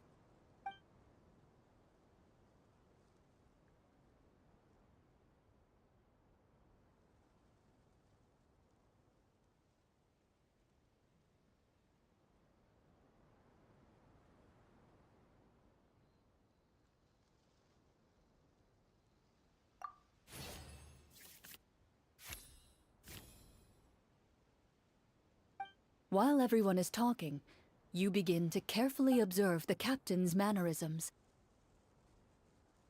Every so often, you see him glance toward a particular direction, with a pained expression on his face, as if an invisible thread is tying him to an unknown place. As you follow his gaze, you vaguely recall that the location he seems fixated on is known for its difficult terrain. Any battle that breaks out in a place like that is likely to be prolonged and devastating. Is that where the monsters are? Outside the forest in the area with the difficult terrain? The captain is taken aback by your sudden question. Still, his shock only lends credence to your theory. You're looking to fight the monsters? Well, we're marechaussee hunters after all. You could say that's basically our job. He shakes his head and continues to regard you with skepticism. In the end, he decides to inform you of the locations where the monsters have appeared. Those monsters aren't easy to deal with, but if you insist on going, I won't stop you either. I just hope all the guards will be able to come back to their families alive. I wish you the best of luck.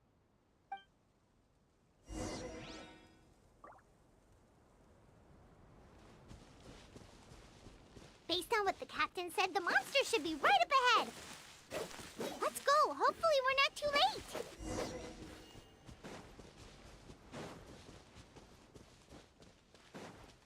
As you approach the battlefield, you see numerous people lying by the side of the road. They appear to be dressed like guards. Their faces are filled with desperation and terror. Some are screaming and cursing in vain, as if still trying to banish the monstrosities they saw from their minds. A few of the wounded look up at you in shock and disbelief. "Quick, leave this place. Turn around and don't look back," they yell.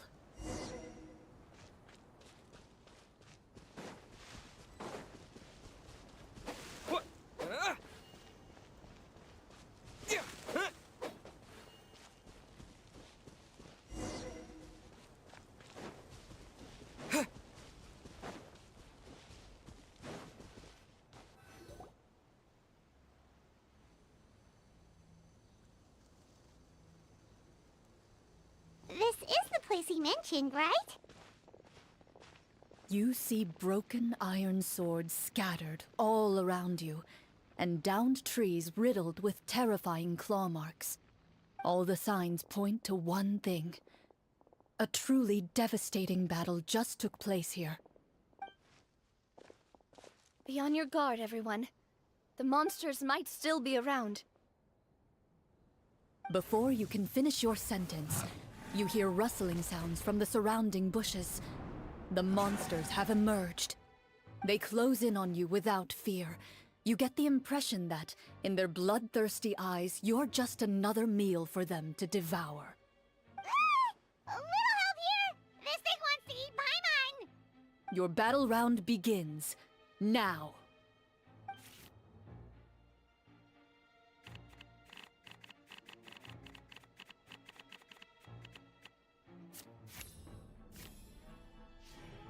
Uh-oh.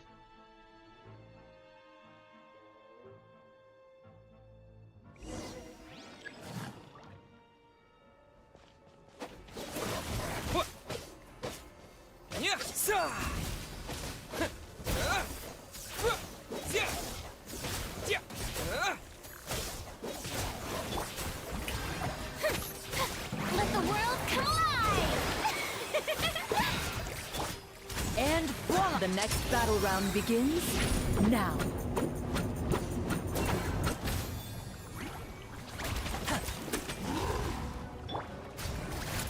Watch out! Attack! That's a yoo-hoo! Ah.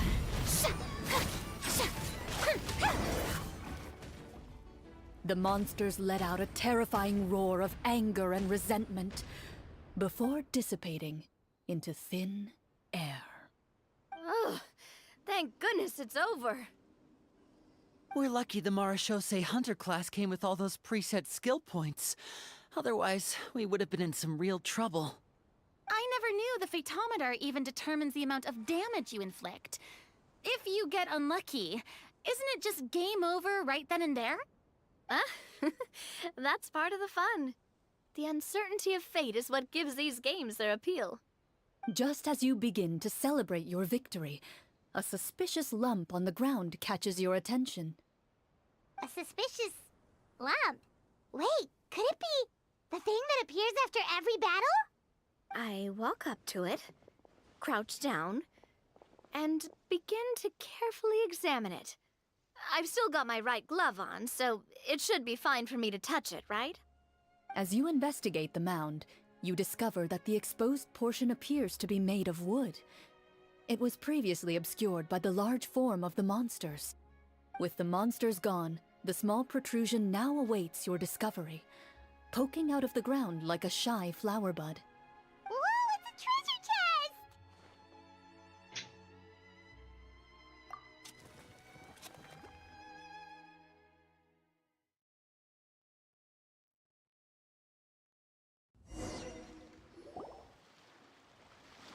With everyone's help, you successfully excavate the wooden chest from the ground. Even without opening it, you can tell from the mora and jewels scattered around the chest that it must contain quite the fortune. Makes sense. We worked hard for this. Let's open it and we can share what's inside! I can understand your excitement, Paimon, but think about it. Doesn't it seem like there are people out there who need this treasure more than us? Yeah. Think about all the people suffering in the capital. Or all those guards who got hurt fighting the monsters. Wouldn't it be better if we gave the treasure to them? Wait, is that how it works? Paimon thought since we were the ones to dig it up, we could just take it for ourselves. Well, let's put it this way. Any decision you make during a role-playing game can impact the future course of the story. But would the people really believe us? It's hard enough for us to prove we're Marshase hunters. What if they think we procured the treasure illegally? They might get even more suspicious of us. That's definitely something we should consider. Maybe we can come up with an explanation in advance. Well, if donating it could cause that much trouble, why don't we use it to buy some gear and fill up on good food? Then we'll be ready to fight even more bad guys. Looks like you're facing a difficult choice once again. Well, it's getting late. Why don't we call it a day for now? Wow, where did the time go? I'm not sure if it's because I'm having so much fun with you all, or because the story is particularly enticing, but I feel like I could almost keep going. Here, here. Ooh, how about we play through the night? I'm not sure I'll have enough energy for that. Yeah, that won't work for me either. Lynette will give me an earful if I get home too late. I understand how you feel, Navia, but we have to change venues for the next part of the story anyway. Huh? Another location? Mm-hmm. There's a special note for the GM at the end of this section that says to proceed to an indoor set for the next part of the script. Whoa, they really pulled out all the stops for this new script. Well, even if we end the game for the day, we can still stay a little longer and hear Cloran finish her story, right? Paimon wants to hear more about the history of the hunters. Something tells me you just want to finish the free desserts before we break for the day. That's just a coincidence, okay? Besides, to Paimon, not finishing free food feels even worse than having to buy her own. And anyway, Paimon really does want to hear more about Cloran's master. Well...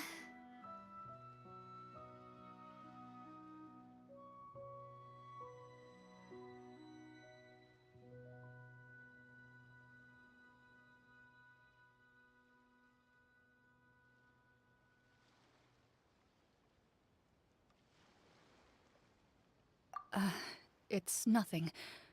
I appreciate the concern, but it's all in the past. It won't do any harm to share these things now.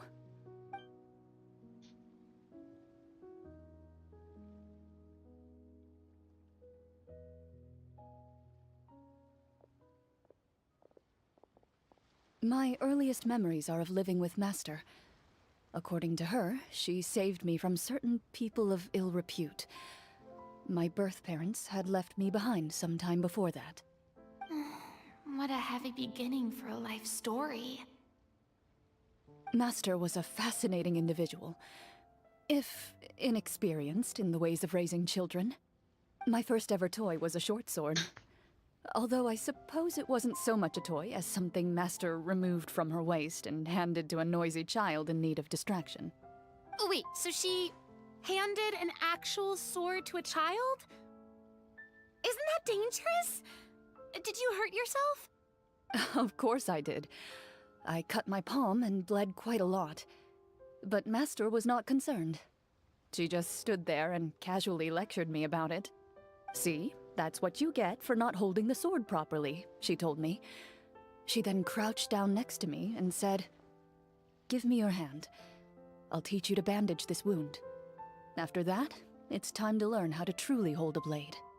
Excuse me for asking this, Clorand, but how old were you exactly when all this happened?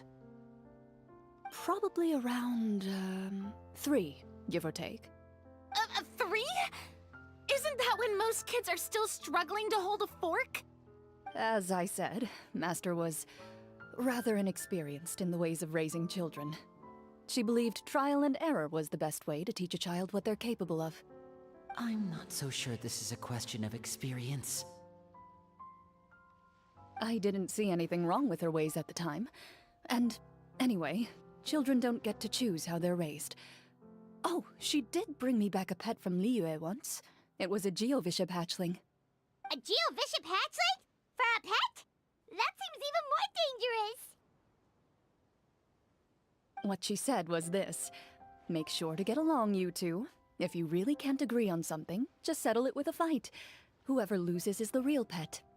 And how old were you when this happened? 5. Well, did you win? No, I lost. So you're saying you actually became the Geovishap's pet? Yes, but only for a week. By the end of that week, I defeated it in combat, and we've shared a cordial relationship ever since. That really doesn't sound like the kind of childhood someone should have. Later on, I gradually understood that Master most likely didn't know any other way to raise a child. She was a Marachose hunter, but I never heard her bring up her own parents. Thanks to her, I learned how to navigate the forest by the age of 6, and could hunt monsters in the wild by myself the year after that. Even though the training she subjected me to was strict, she always made sure to take me traveling when she had the time. We met many of her friends during those days. That was also how I met Mr. Callis and his family. I still remember the first time we met. You were too scared to join our picnic and hid behind Ms. Petronia the whole time. I still hadn't really met many children my age at that time, so I didn't know how to interact with others. After that, though, you started coming over a lot. You loved challenging people to shooting competitions, remember? I don't think many members of the Spina ever beat you in one of those. I had a lot of fun during those days. I enjoyed them too. Oh, do you remember that one time we went exploring around the Spina together? We overheard Papa call your master Fontaine's Protector of Justice. We tried to pretend like we never heard anything, but you nearly let it slip that one time.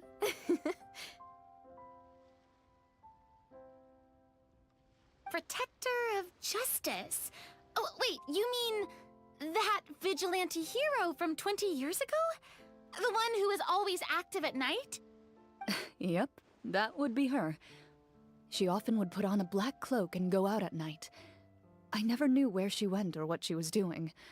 Until, like Navia said, we overheard the truth from Mr. Callis that night. 20 years ago, huh? I still remember the guards leaving all kinds of witness reports about her on Nervalette's desk. My apologies. Oh, there's no need to apologize. You had nothing to do with it. And anyway, everything she did was for a good cause. Although, calling herself the protector of order was a bit much. Especially when she deliberately operated outside the law. Huh? When did the protector of justice become the protector of order? Oh, she had a bunch of code names.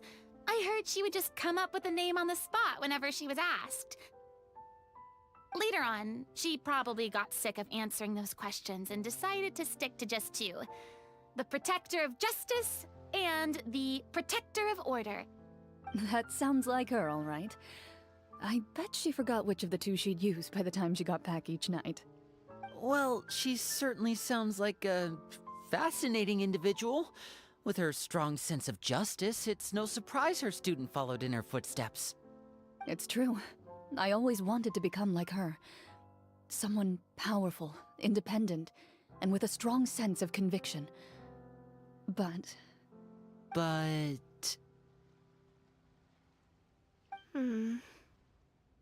She suddenly disappeared the night I turned 10 years old. Disappeared? What happened? I have no idea.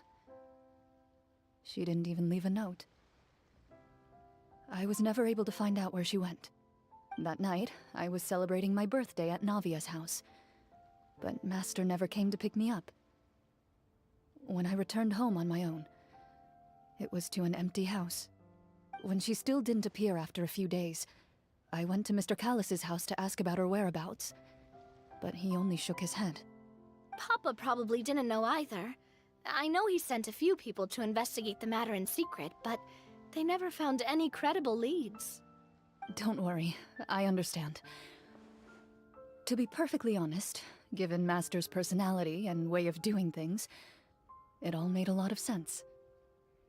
If I had to guess, I'd say she probably used it as an opportunity to force me to become independent. Just like how, when a litter of kittens reaches a certain age, the mother willingly leaves them behind. Were you upset, Clorand?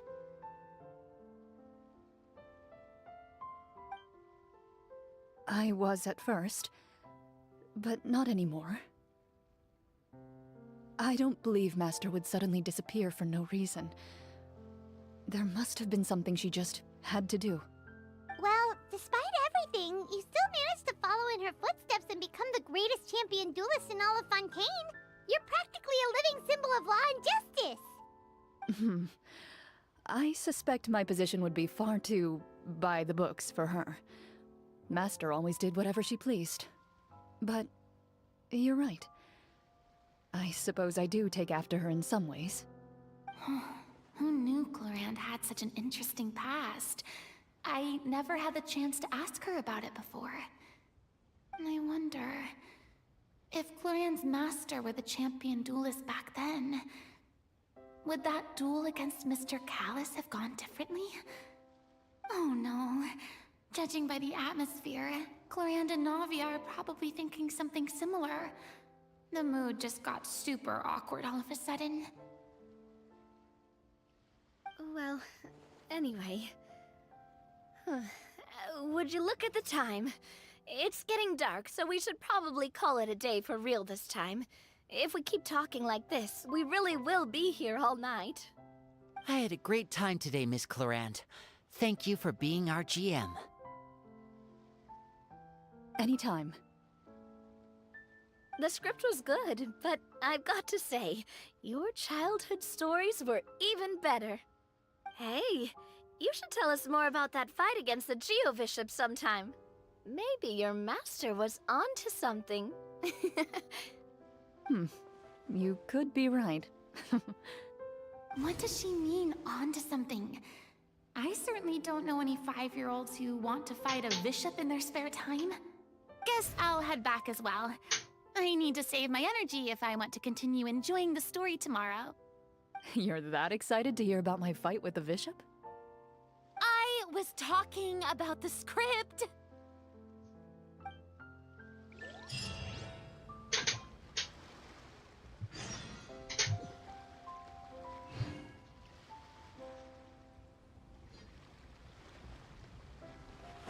Crabs for grab. Oh, wow. Fast little buggers.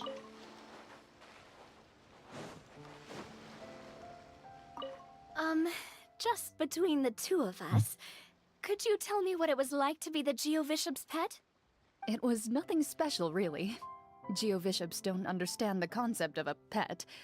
So basically, it just headbutted me whenever I entered its territory. And that hurt? Yeah, it hurt. What, something you want to experience for yourself? Oh, I'm good. Thanks. Yeah.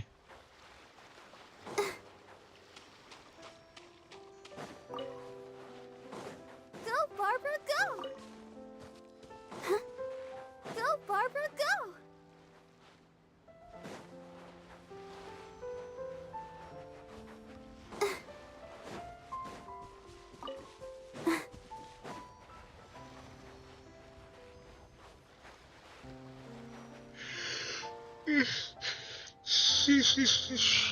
Total break.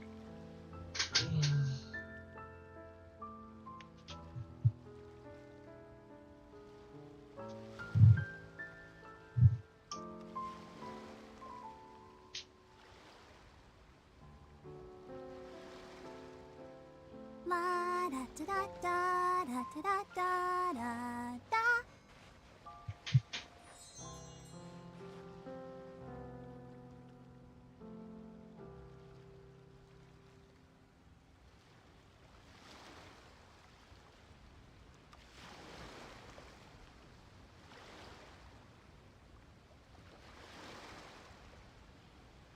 I wonder when I'll be as tall as my big sister.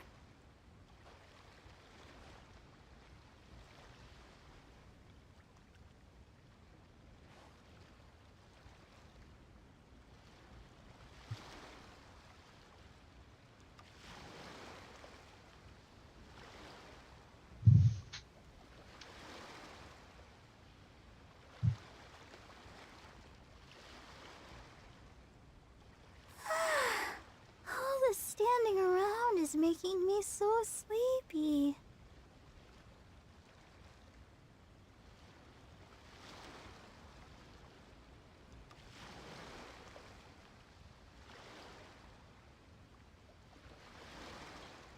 Hold on, I got something on my nose. I wonder when I'll be as tall as my big sister.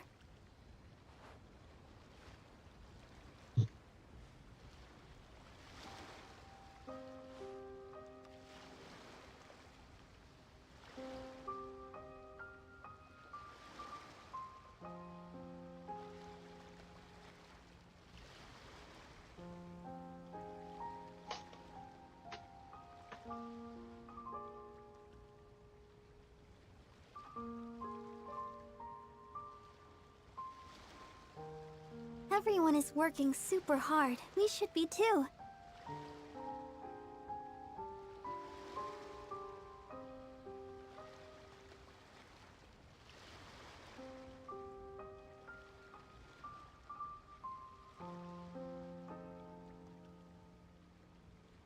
I wonder when I'll be as tall as my big sister.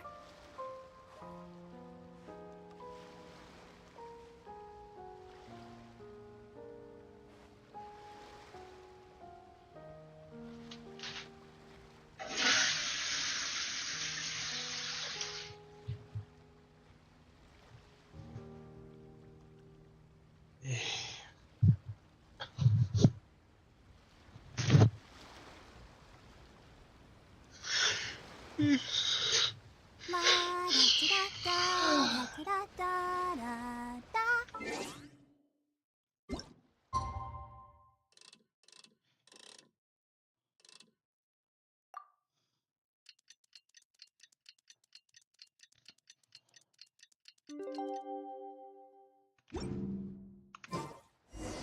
Let's go meet up with the group! Paimon's really looking forward to today's story.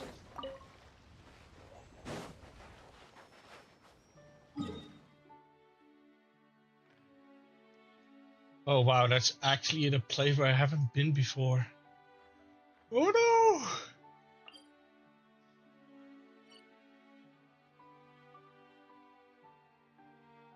Actually, I haven't discovered most of this. What The actual hell!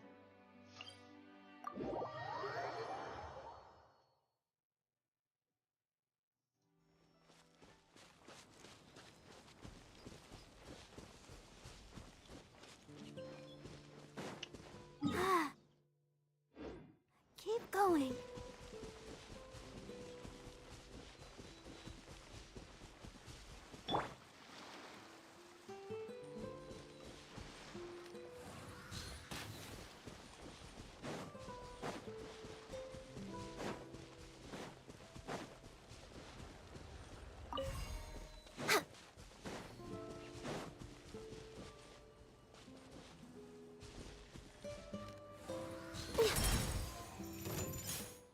Okay.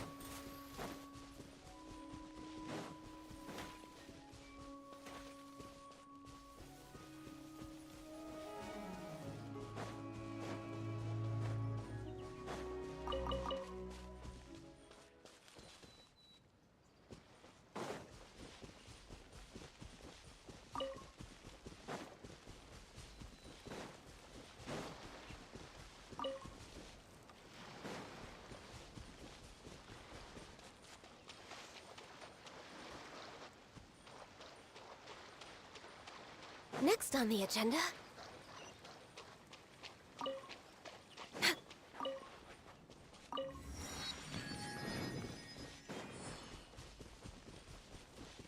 We're way behind schedule.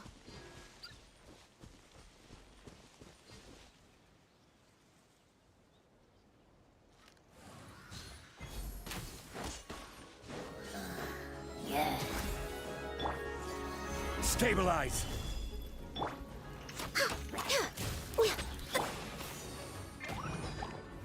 Jumpy, jumpy, go! Ah! Blow them all up! Yeah! Boom! Hi-ya! Ah! Hi!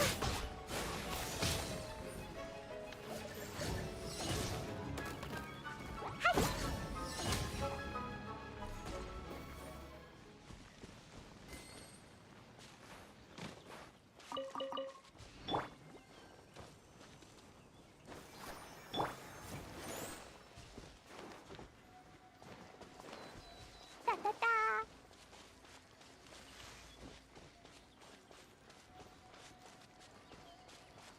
La la la!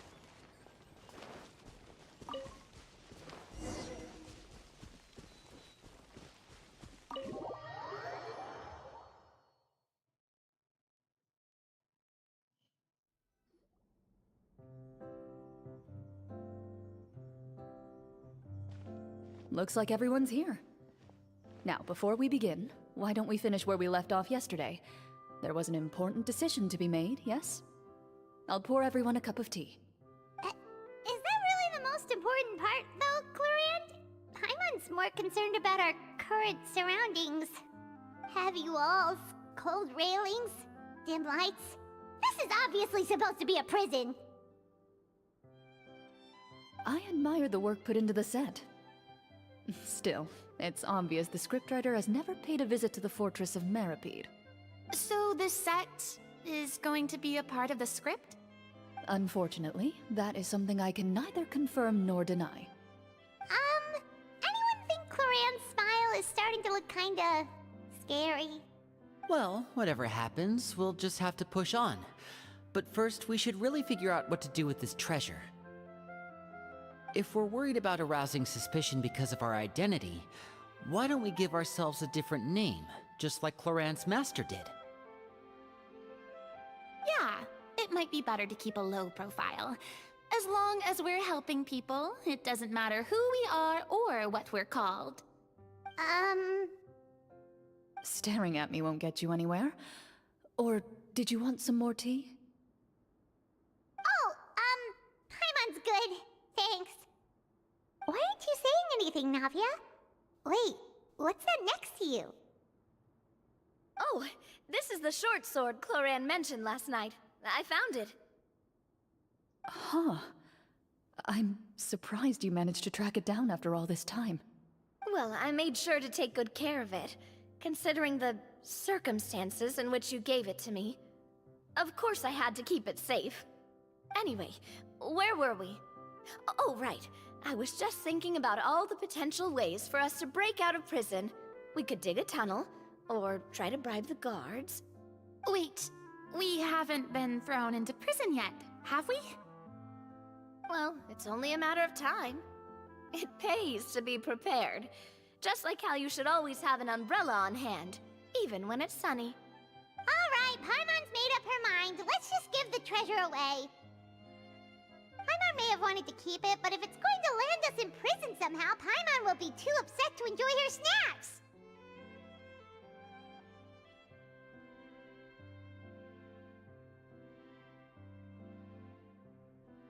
So, you reached an agreement? All right then, we can continue with the story. Oh, and we'll collect all the scattered pieces of treasure on the ground as well. All right. You collect the treasure and make your way back to the capital with your bag of loot in hand.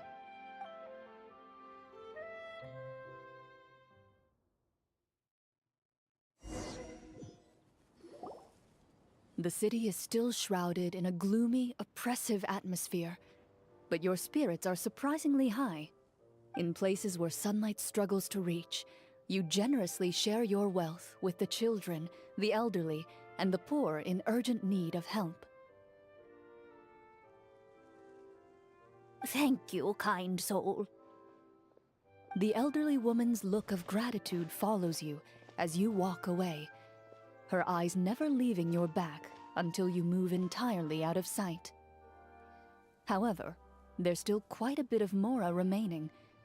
It appears you haven't made much progress. She's probably trying to tell us to speed this up. We need to hurry up so we can address the sorcerer problem. Should we go find that man again at the square? He seemed like a pretty responsible guy. I'm sure he knows the people here far better than us. Oh, good idea! Just as you start to make way to the square, intent on finding the man again, there's a voice.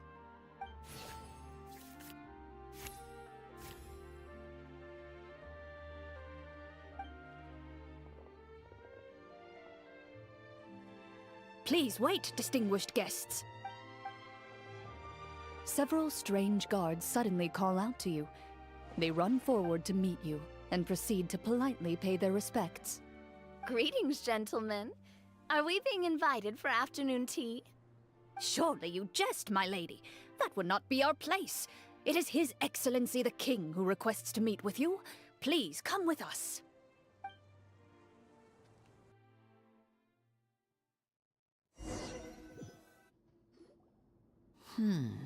Do you think this could be a trap? Well, we have to investigate the court at some point, right? Meeting the king himself would be a fantastic opportunity to do that. I say we go for it. If something happens, we'll just turn the whole place upside down. That sounds a little intense. After a quick discussion, you nod to the guards and agree to follow. They lead you all the way to the audience hall of the palace. Gilded tables line both sides of the hall. The space itself is adorned with all manner of expensive antiques, glass shelves, and silver candlesticks. The items appear quite ordinary in size and dimension, yet their presence somehow makes the emptiness of the hall feel even more surreal and ominous. Wow, it's so luxurious! The elderly king, clad in a magnificent robe, sits upon the deep crimson throne before you. He wears above his head a majestic crown, with a gemstone the size of a bird's egg set right at the very front. As you observe it, you see a complex pattern of light reflect off its surface. They're here, Your Majesty. A man dressed in dark clothes, likely a minister, shields his mouth with his hands and bends down to whisper a few words to the king. After a moment, he lowers his hands and stands back up. His gaze shifts to fixate on your group, but he does not move from his place at the king's side. The king does not appear entirely aware of his surroundings. The man by his side, though. We should keep a close eye on him. The king remains still and says nothing. The minister is the one who speaks. Esteemed guests, allow me to thank you for coming to our faraway kingdom. Unfortunately, His Majesty the King finds himself quite exhausted from work. So please allow me, his Prime Minister, to welcome you in his stead. I've heard tell that your group, the Marechaussee Hunters, used your exceptional ability with the sword to repel the monsters near the capital. Such a great deed deserves to be rewarded. However, seeing that I was not fortunate enough to observe such a feat with my own eyes, you'll forgive me for seeking to verify the truth by speaking to you myself. Well, we've got nothing to hide. You brought us here to talk, right? So we'll just explain what happened.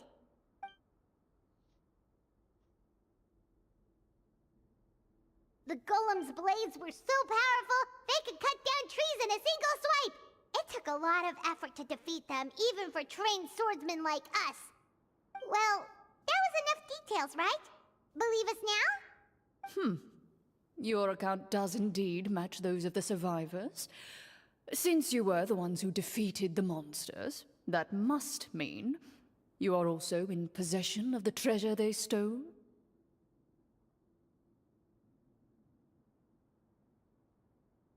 Well, we did take the treasure, but... How did he know about the treasure? Then I must ask that you return it at once. It belongs to the kingdom. Wait, but didn't you just say that our great deed deserved a reward? Shouldn't the treasure be considered a part of that? Yes, that was indeed what I said. But you seem to have forgotten a very important distinction. Only that which is freely given by the king can be considered a reward. Taking the rightful wealth of a kingdom without said permission, on the other hand, is a crime. But that's completely unreasonable. Yeah, that makes no sense! If it weren't for us, the treasure would still be buried underground somewhere! Maybe so, yet the fact remains. You tried to dispose of the treasure without reporting it to the court and without receiving permission, yes? What, no answer? Surely you're not insinuating that you, a group of legendary Marechaussee hunters, sought to take the treasure for yourselves? Well, what about the king? Is he just gonna let this guy talk for him the whole time? Clad in his magnificent robe, the king remains seated, with his hands resting on either side of the throne. His posture is rigid and unmoving. He stares forward with an empty look in his eyes, completely unmoved by the events before him. From the look of things, could the Prime Minister be the evil sorcerer? Or could both the King and the Prime Minister have fallen under the evil sorcerer's control? I would like to observe the number of guards stationed in the hall. The guards in the palace appear fully armed, their expressions solemn. Sensing the tense atmosphere in the room, they stand at the ready, each with a hand placed upon the hilt of their sword, as if prepared to draw their weapons and surround you at a moment's notice. Well, there goes my plan to turn the whole place upside down, I guess. It appears we've been visited by nothing more than a group of ill-intentioned imposters. What a pity. Guards, take them away and throw them in the dungeons. Before I decide your fate, however, I must first determine whether you have any accomplices outside the court. Can't we try to slip away? Or maybe start some kind of riot? But if we try to fight the guards right now... Don't worry. At least we figured out who's behind all this. Let's just play it by ear. If you're scared, Paimon, just hold my hand.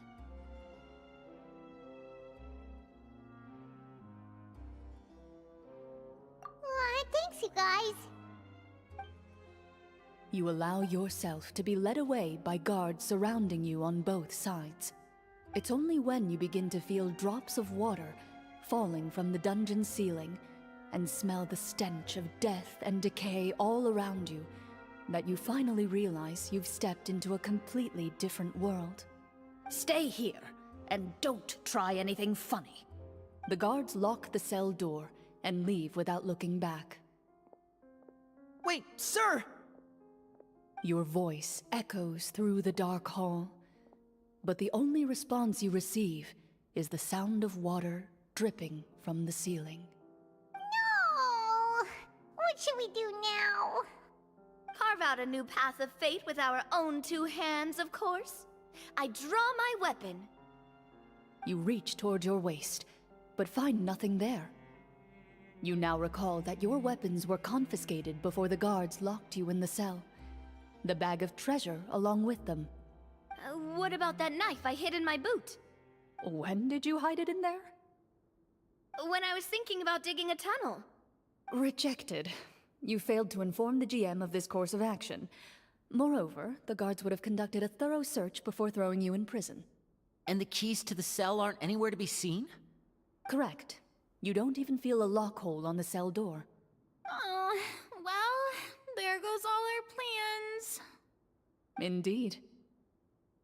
Huh? Why are you the one saying indeed? Because that statement holds true for me as well. This is where the script ends.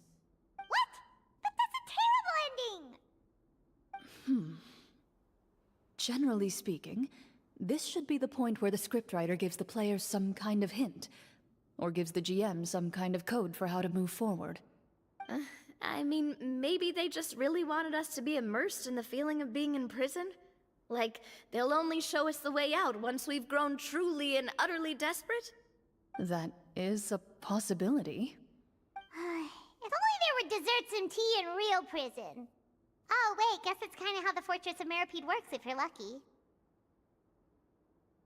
Oh, before I forget, Navia, the short sword you had with you earlier. I took a closer look, and the craftsmanship doesn't appear to resemble anything from this era.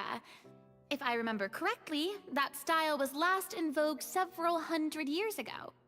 Wait, Cloran said that sword used to belong to her master, right?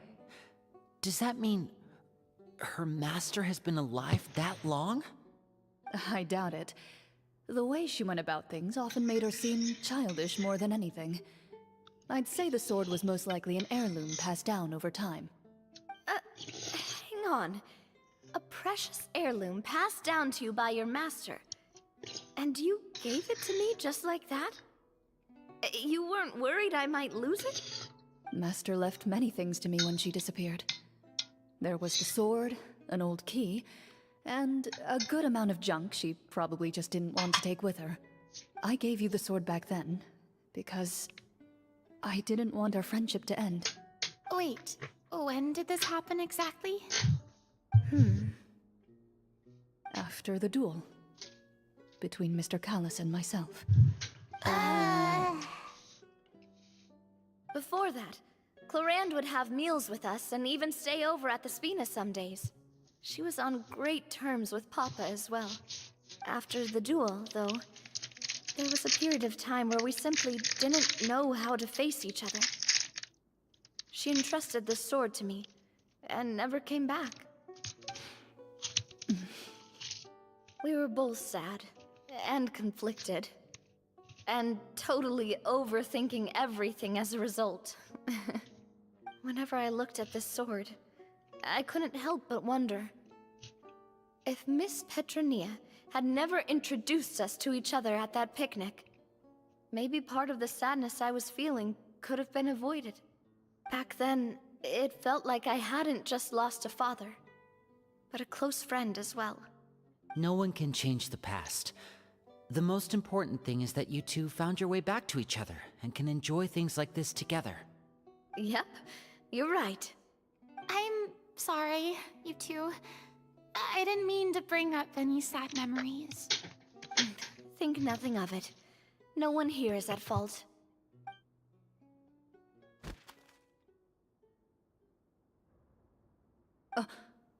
Huh?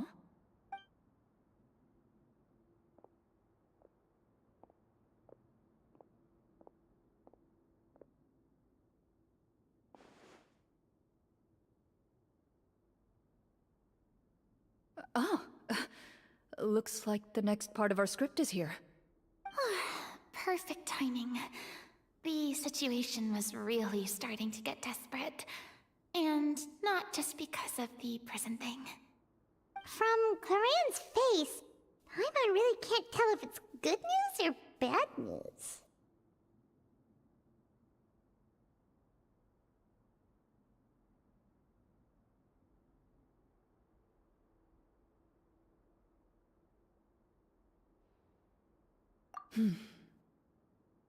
Water continues to drip from the ceiling. In this lightless dungeon, you lack a reliable way to tell how much time has passed. Eventually, you get used to the unpleasant odor of straw, mold, and rust, and find yourselves alternating between fits of drowsiness and despair. Suddenly, you hear footsteps outside the door. Heads up, everyone. Someone's coming. Gather close, everyone, and keep your voice down.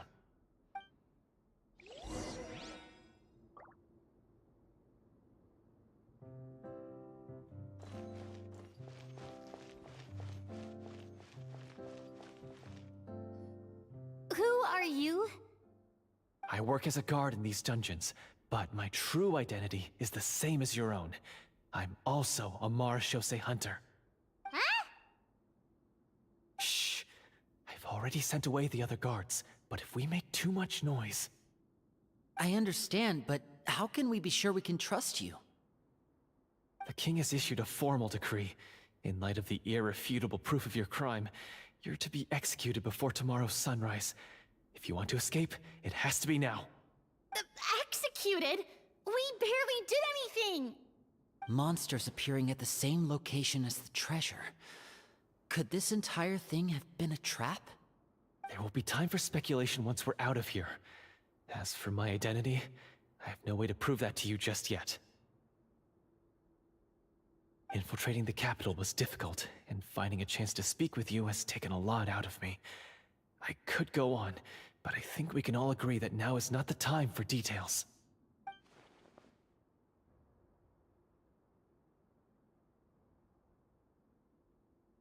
Have you seen our weapons anywhere, sir?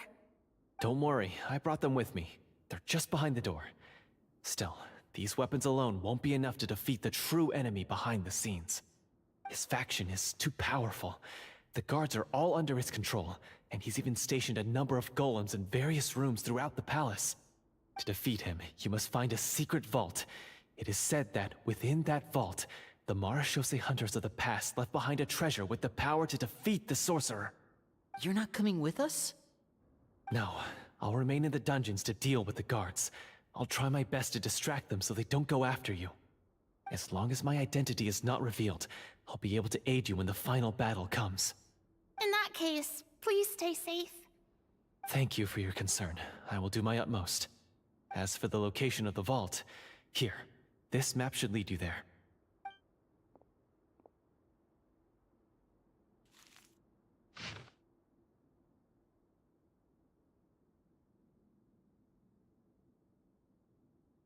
Got it. All right, once I open the door, remember to stick close and refrain from making any noise. I'll lead you out of here as quickly as possible. You now have the chance to restore the honor and legacy of the Marashose hunters. So please, get out there and reclaim what's ours. And be sure to exercise caution. With the help of the guard, you successfully escape the dungeons. Your sense of despair and anxiety both seem to fade as you continue your quest.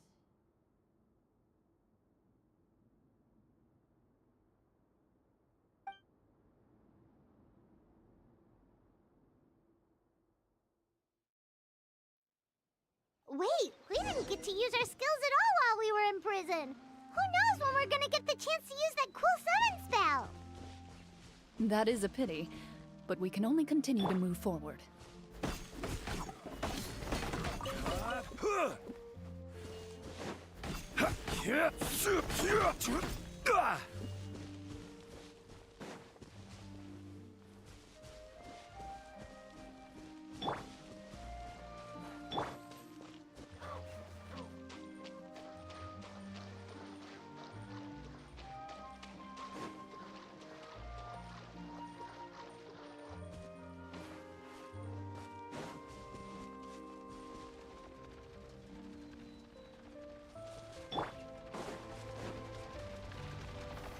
Solidify!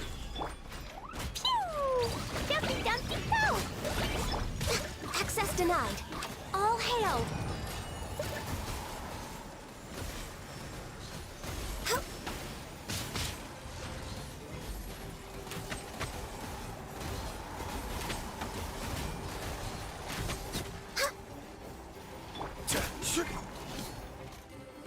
Stabilize! This is order!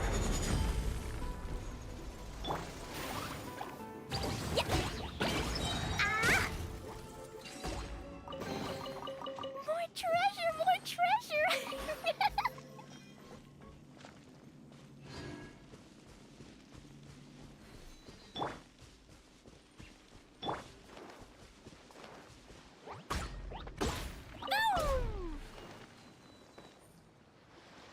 This should be the place marked on the map. This bit of rock certainly looks suspicious. Well, I'd say an investigation's in order then. Plus, if all else fails, we can just blow it up. Wow, you really meant that! Before you lies a serene stretch of open water, its surface shimmering a brilliant shade of sapphire blue. Well, guess this means it's time for a swim!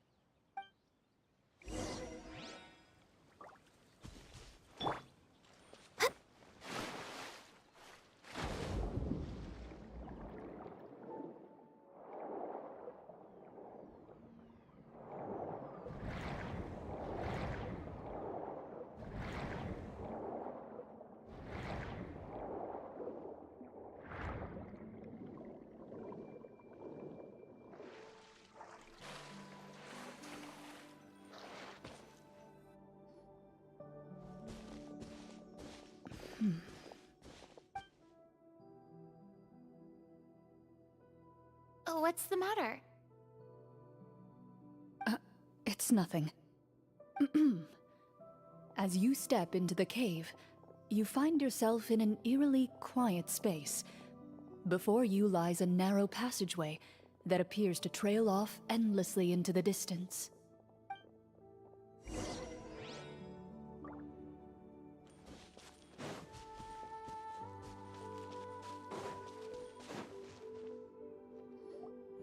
Wow, this must be where the treasure is hidden!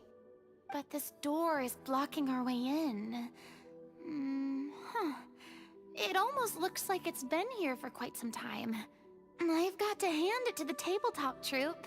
They really went all out with the props. Huh. What have we got down here? A kind of mechanism connected to the door? Ah, it looks like we might have to arrange it into a certain pattern. A pattern on a stone door. That's something Master mentioned before. Is something wrong, Clarant? After a long, difficult journey, you finally arrive at the location indicated by your map. It appears to be an ancient site of some sort, where treasure likely awaits. Your surroundings are exceedingly quiet and serene, as if the secret that slumbers here has never once been disturbed. If you listen closely, you can almost convince yourself you can hear the sound of its calm, gentle breathing. That description makes Paimon feel kinda bad for disturbing this place. We're doing this for the sake of the people, to free them from the evil sorcerer. I say it's time for this treasure to once again see the light of day. Linny's right. We need to keep going. The future of the kingdom depends on it. The next part of the story requires us to solve the puzzle, right? Let's start exploring the area. Yes, that should be fine. Something feels off about all this. Guess I'll just have to improvise.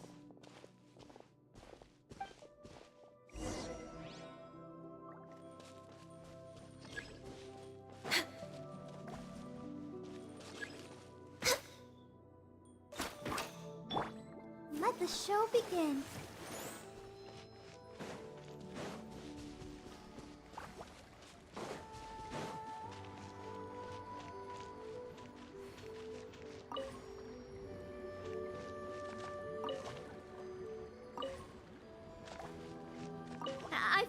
something. Found something here, too. Go, Barbara, go! Huh? Go, Barbara, go! Same here.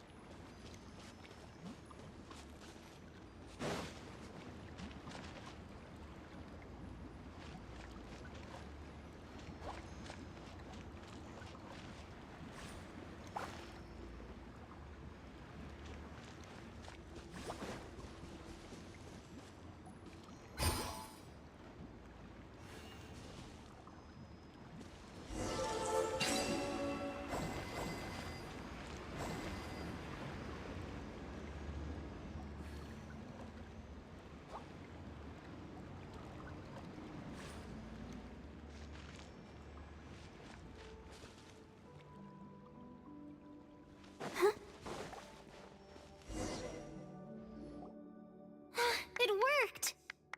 Something just appeared. Some kind of new mechanism, maybe? By solving the puzzles, you prove yourselves worthy of inheriting the secrets of the past. At the end of each puzzle, you're rewarded with... With? a key. Oh, it must be the key to the big door. Huh? This is one of the Marachose Hunter keys that are passed down from generation to generation. It looks just like the one Master passed down to me. It is said that 4 keys in total are required to form the final, complete key. And it seems like we just collected 3 of them. That must mean... Huh? What's wrong? You hear a few strange noises. Suddenly, all the torches in the ruin go out at once. Huh? What's going on? Did we fall into another trap? For the sake of immersion, please close your eyes, everyone. Without the torches, the space is now completely dark, and you cannot see anything.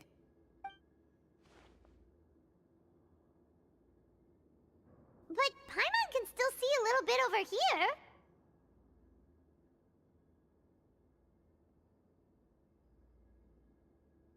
Oh, right. Sorry.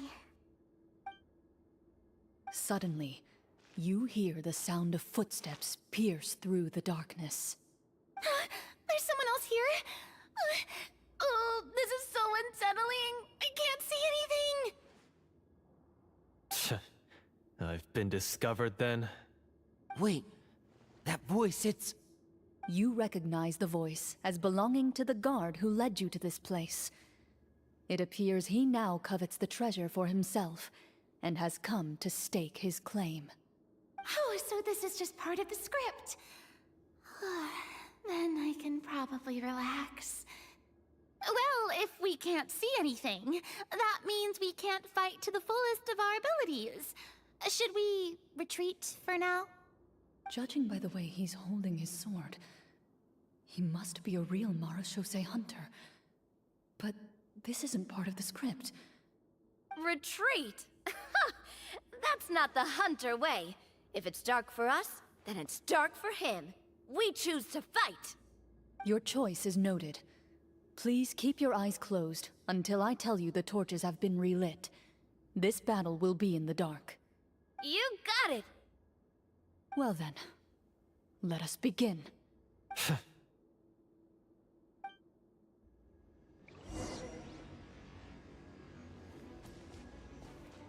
Into the shadows. Hunt them down. I'd like to try to hit him with my sword. Your strike is successful. Is he still standing? Goodness, he sure has a lot of HP.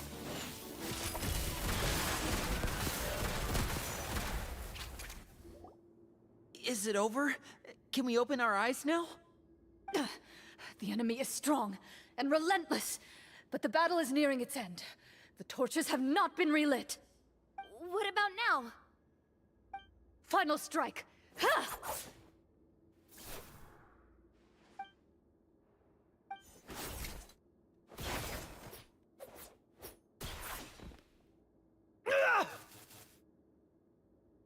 Oh, well, did we get him?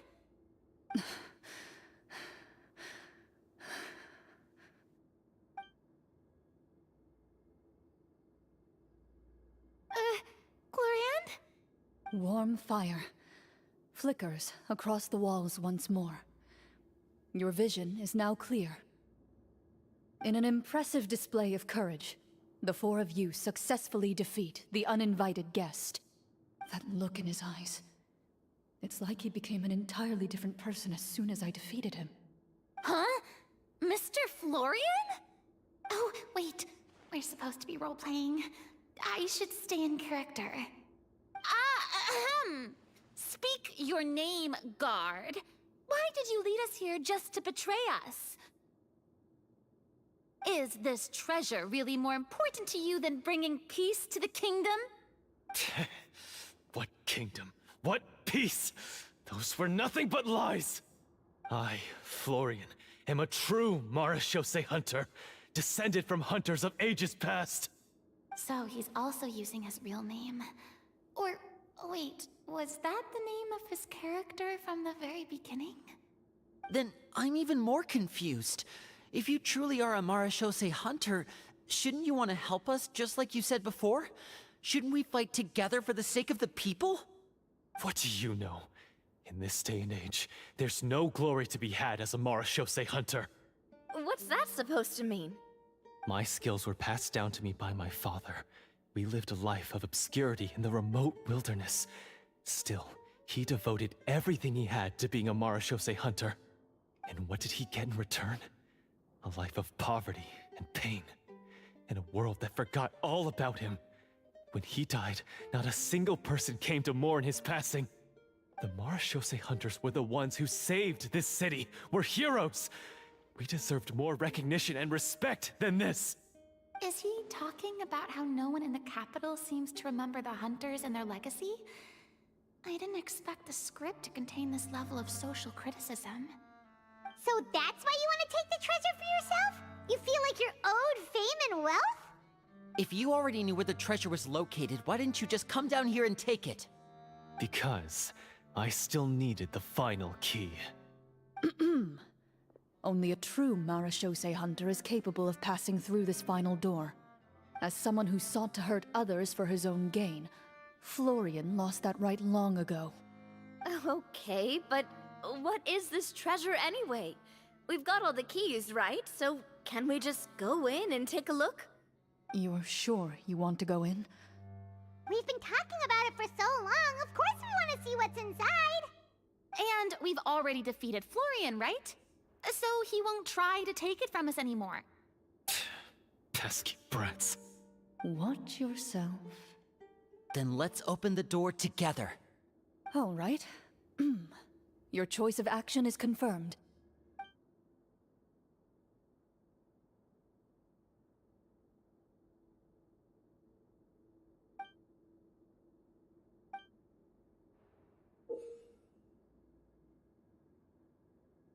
Before you, the door to the treasure, sealed and undisturbed for more than 100 years, finally swings open. You hear the shrill wail of the door hinge as it rotates for the first time after years of disuse, almost like a sleeping giant letting out an extended yawn. You get the impression that the secrets buried behind this door might be just as heavy as the sound you just heard. It's open! Come on, let's go in! Paimon wants to see what's inside! Ooh, me too!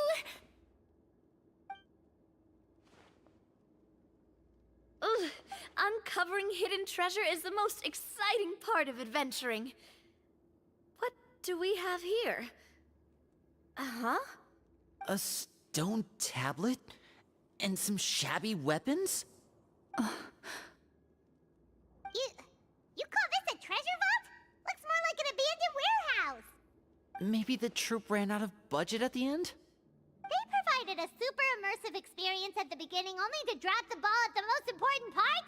They could have at least filled this place with cardboard Mora or something. Wait, I get it now. Paimon, this is the real Marachose Hunter treasure. Huh? This is it? The Marachose Hunter treasure is just a stone slab and some broken swords? I can't believe it. I refuse to believe it! Whoa, are you okay? The Marachose Hunter before you appears to suffer a serious mental breakdown. He needs to leave the room for a moment to collect himself. One of you seems to understand the significance of the treasure already. If the rest of you wish to follow suit, you may remain here in the meantime and explore your surroundings.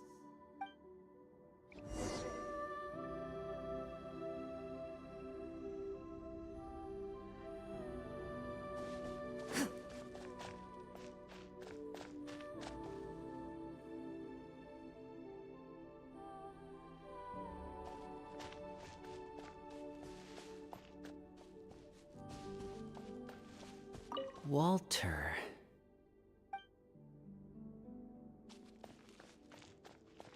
What is the treasure supposed to be?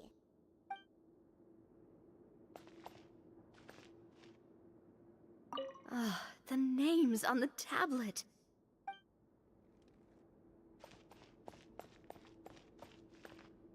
The old and broken weapons.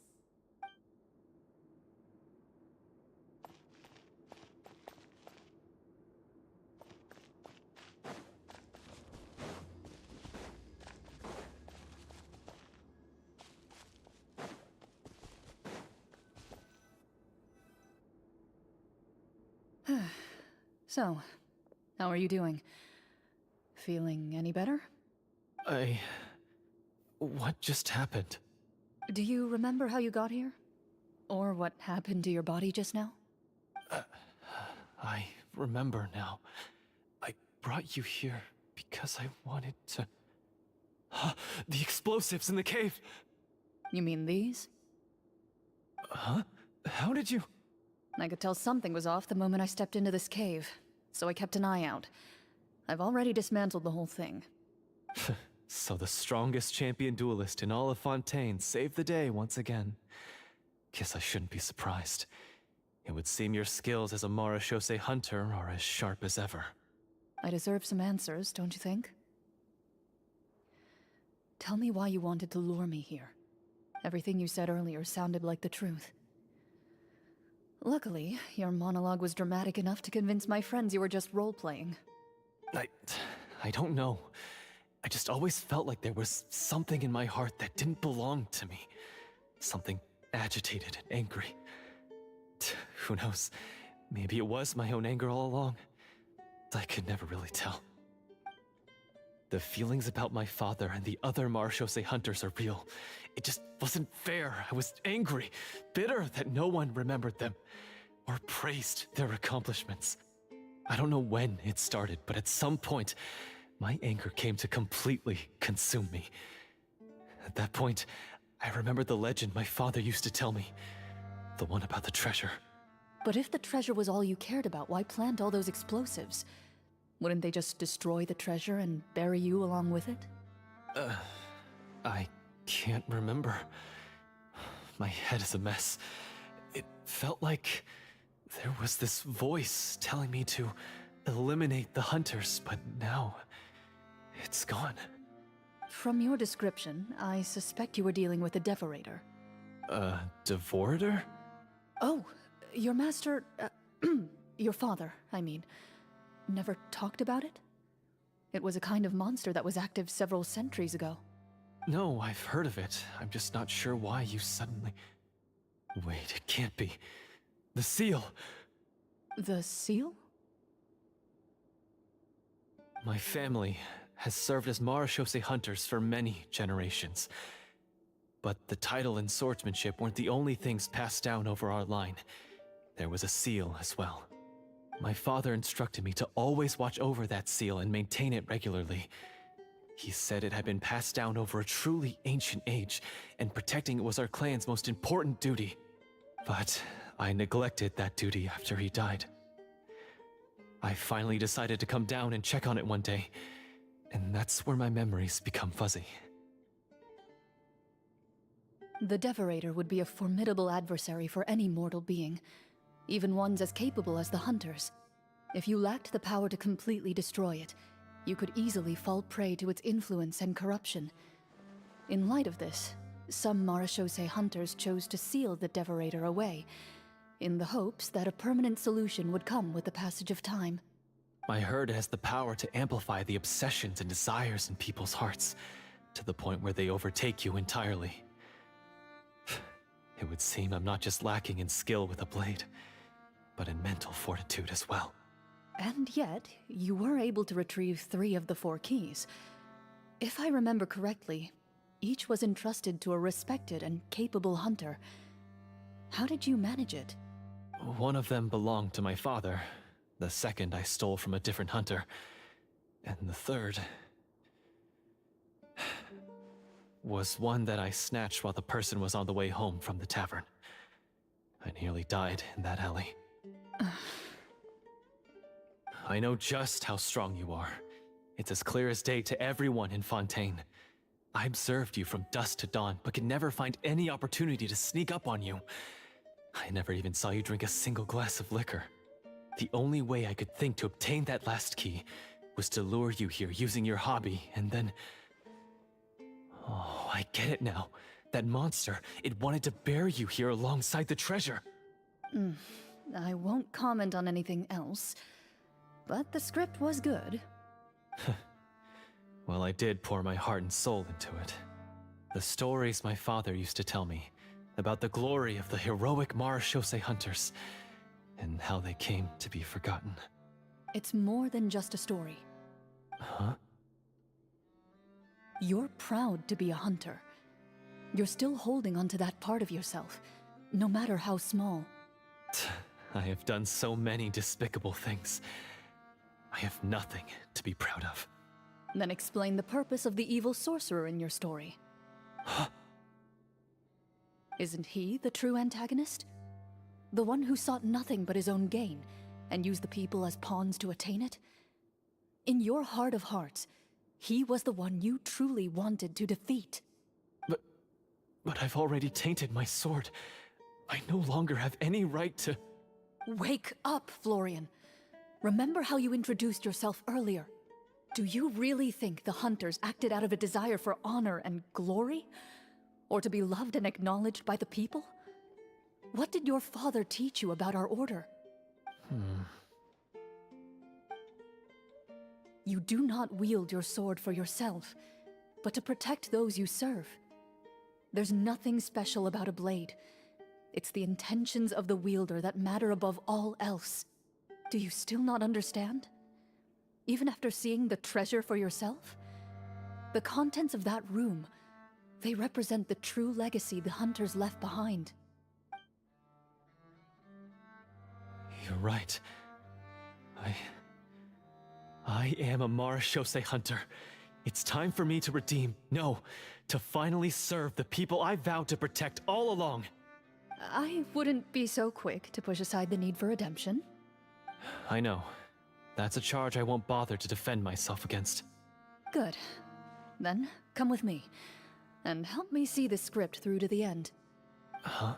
See the script through to the end? But there's no more script left. Never finished it, huh? No, I mean, I wrote the script with the sole purpose of luring you all here. There was no reason to write beyond this point. Then we'll just have to keep writing it. The evil sorcerer still needs to be defeated. You mean the Devorator? Are you saying I have to make up the rest of the script as we go along? Is that really so hard? You've already written most of it. Surely you can write an ending where the hunters win and justice prevails. I'll be there to help you too. You aren't afraid your party will fall into danger? I know what my friends are capable of, and they're all quite skilled. Besides, I need their help. Then, are you going to tell them the truth about all this? I don't intend to spoil the fun. Sometimes, protecting dreams and fantasies is more important than exposing the truth. Don't you think?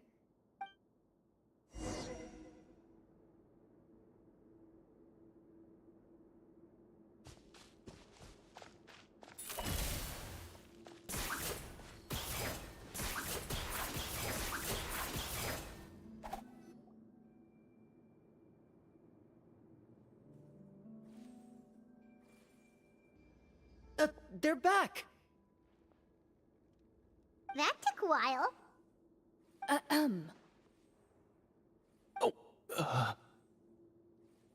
Ahem! My fellow Marashose hunters, please forgive me, for I have sinned. Tone it down. Sorry. After crossing swords with you and witnessing your courage in battle, I've rediscovered my true self and regained my pride as a Marashose hunter. Oh, do I smell a redemption arc? I confess, I was brainwashed by the evil sorcerer. He asked me to lure you here so he could bury you in this cave. That little... Wait, you're saying all of that wasn't you, but the evil sorcerer?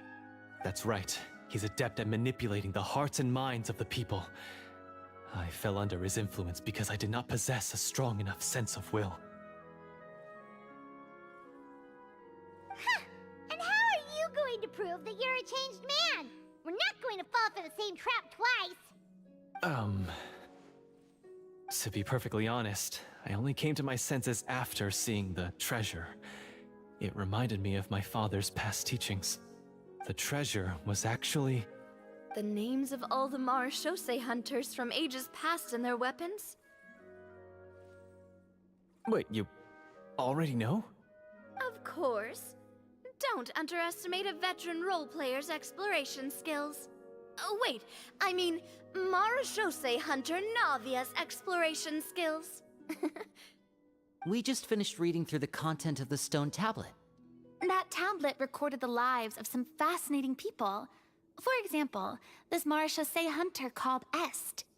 She inherited the responsibilities of the Golden Hunter and passed judgment on many people. But in private, she had a very easygoing personality. Her favorite pastime was singing and dancing with her friends, and she was said to have a beautiful voice. So, she was just like you. Oh, you really think so? Well, when you put it that way, I suppose I also have a few things in common with this Walter. Working as an executioner, he supposedly used a countless number of tricks to confound his enemies in battle. Oh, if only I could have seen the feats of magic he pulled off back then. Their lives were all so exciting. You could write so many cool books about their accomplishments. How could they have all been forgotten? Because they chose to be.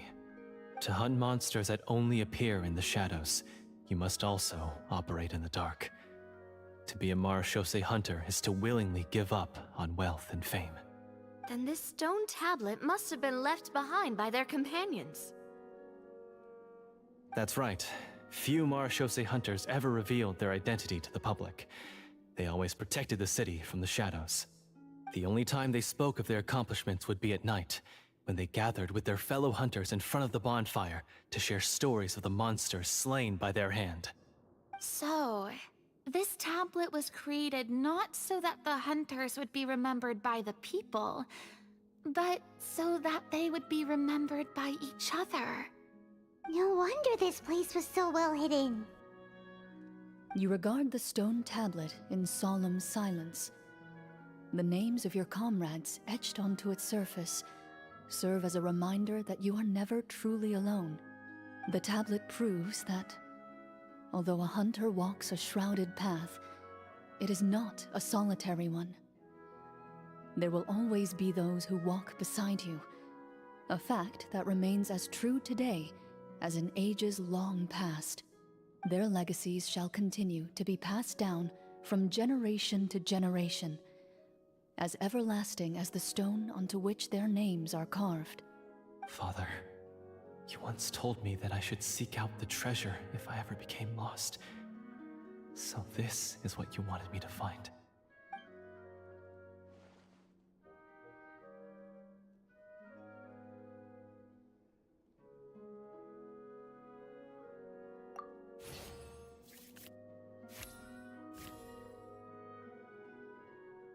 His eyes are sincere, and his words ring true.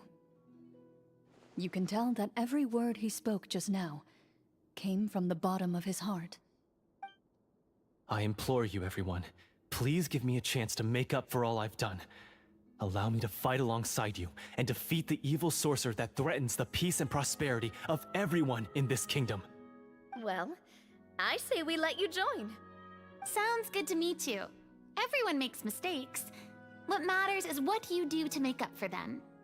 I have no objections, but Mr. Florian, do you even know how to defeat the evil sorcerer? When he took over my mind, I gained some insight into his thoughts. Every time I thought of the treasure, he reacted with a strong sense of fear. Huh? He's afraid of the treasure? But there's nothing here except some broken weapons and the stone tablet!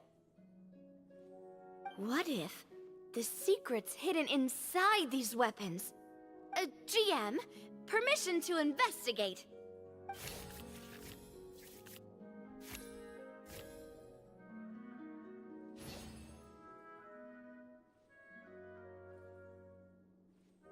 At first glance, the weapons appear absolutely ordinary. But as you observe them, you notice a faint energy emanating from within. These blades have slain countless monsters. Though it's been a long time since they were used in battle, their edges remain sharp, as if they're simply waiting for the next worthy hunter to carry on their legacy. So basically take these with us, right? I'll take this weapon, since it used to belong to Est. Maybe it'll find comfort in being held by someone who appreciates the arts. Ah, good idea. I'll take Mr. Walter's bow then. From one archer-magician to another. Paimon's gonna pick a cool weapon too!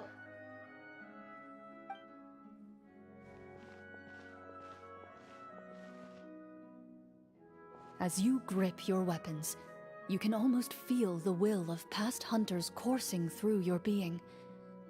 It's a feeling of courage, determination. A silent vow passed down from generation to generation that says, eradicate the monsters, no matter the cost.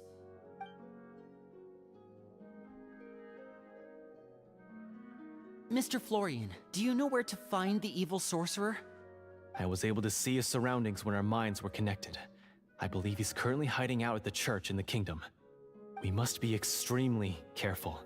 He's spent so long living among monsters that he's now taken the form of one. He will not be easily defeated. Then why don't we explore some more and try to find some higher level gear? We don't want to just fight him and lose, right?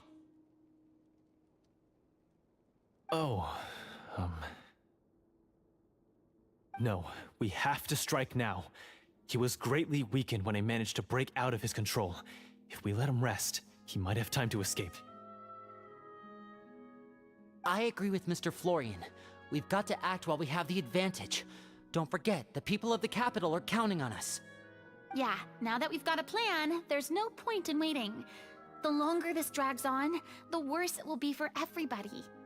Yes, that's what's called...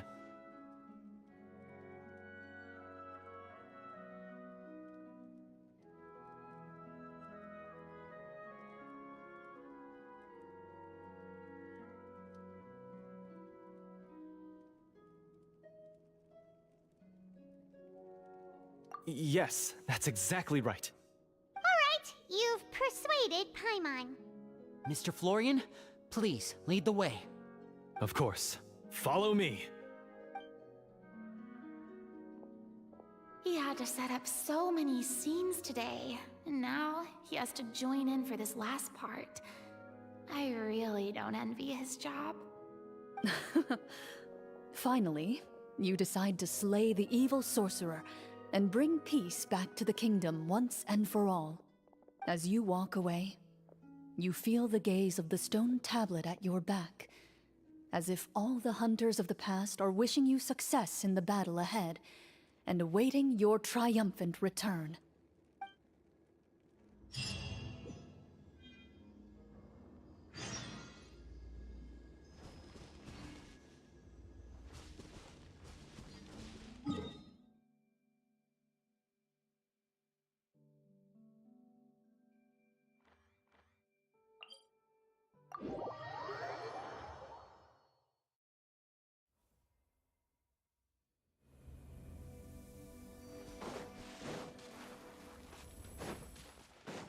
I'll protect us.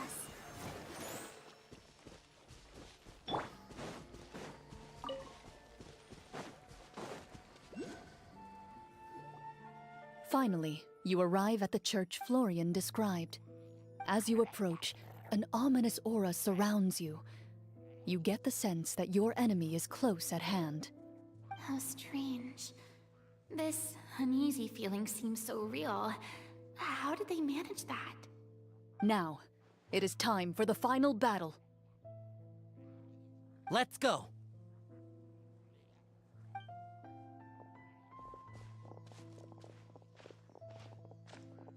Florian, wait. What's wrong? I think you should wait outside. You've already been corrupted by the Devorator once. It could easily re-enter your mind and take control of your body. I don't think it's a good idea for you to be this close. If it corrupts you again, it's possible you might take on a new form entirely. That's exactly why I have to go. Why I should be at the very front. You mean... Yes. I intend to lure it into my body. That's too risky. If things get out of hand, I might have to kill you. Do you understand how dangerous this is? I understand, but if I do this, you'll have a clear and visible target. The Devorator will have a hard time passing up a chance to enter a body it knows how to control. You won't have to worry about any of your friends being taken over. You're not like me, Miss Clorand. You're a just and powerful Marachose hunter. The monster broke free due to my error. It's only right that I shoulder the responsibility for its destruction. This is... something that I have to do. Consider it a duel to restore my honor. My only request is that you give it your all.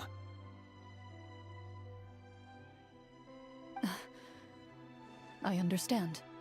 Then, as a champion duelist, I hereby accept your request for a duel, and extend to you my most sincere regards. Thank you. The battle is now upon us. Let the Devorator once again tremble under the blade of the Marachose hunters.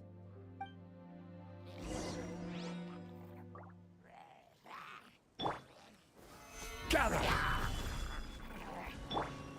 Pew! Jumpy Dumpty Go! Sparks and flash! Ooh.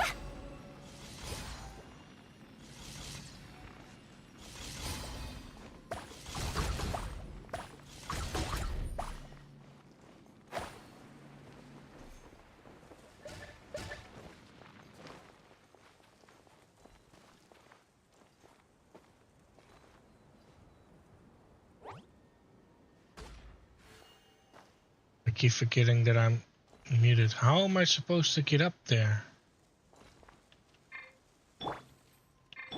Let's dance.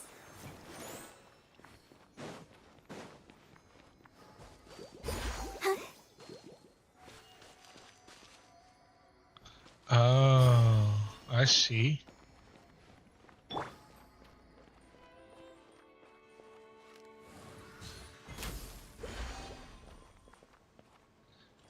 Next on the agenda...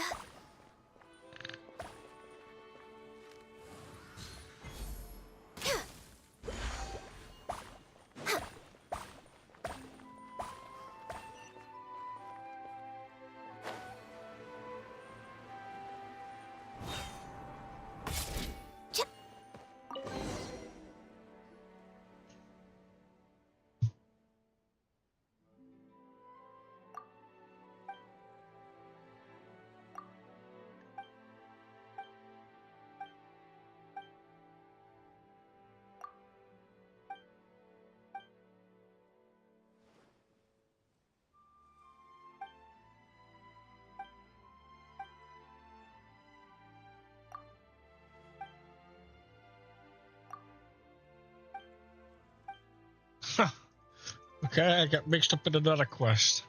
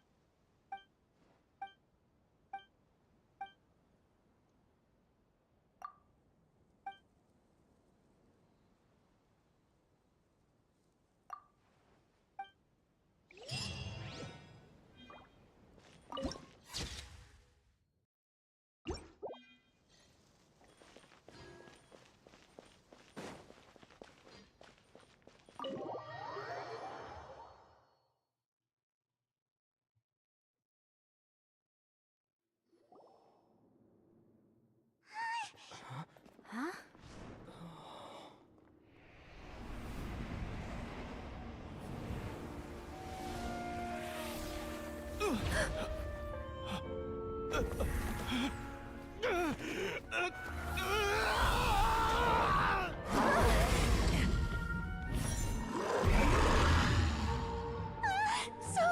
So lifelike.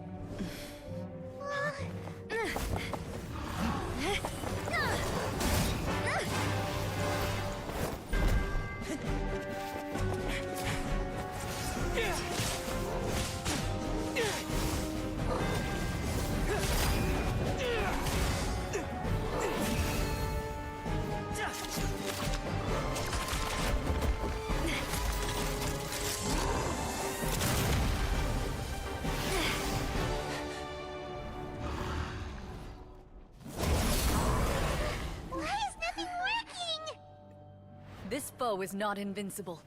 You hold the treasure. The power to defeat it in your own 2 hands. The treasure? You mean... The names! It's the Marshosei Hunters' names! How are we supposed to... You forget, Paimon? There's still one skill we saved until the very end. Hunters fight not for fame, but to aid the people whenever they are summoned. Walter the Marashosei Hunter, master of 1,000 tricks, executioner of the Phantom Hunters, I call for aid! Est, the Marshosei Hunter, inheritor of Cassiodor's will, judge of the Shadow Hunters. Answer my call!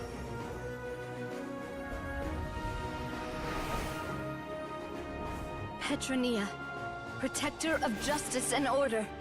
The hunter I respect the most. Thank you for saving my friend, the best one I'll ever know. Please, lend us your strength.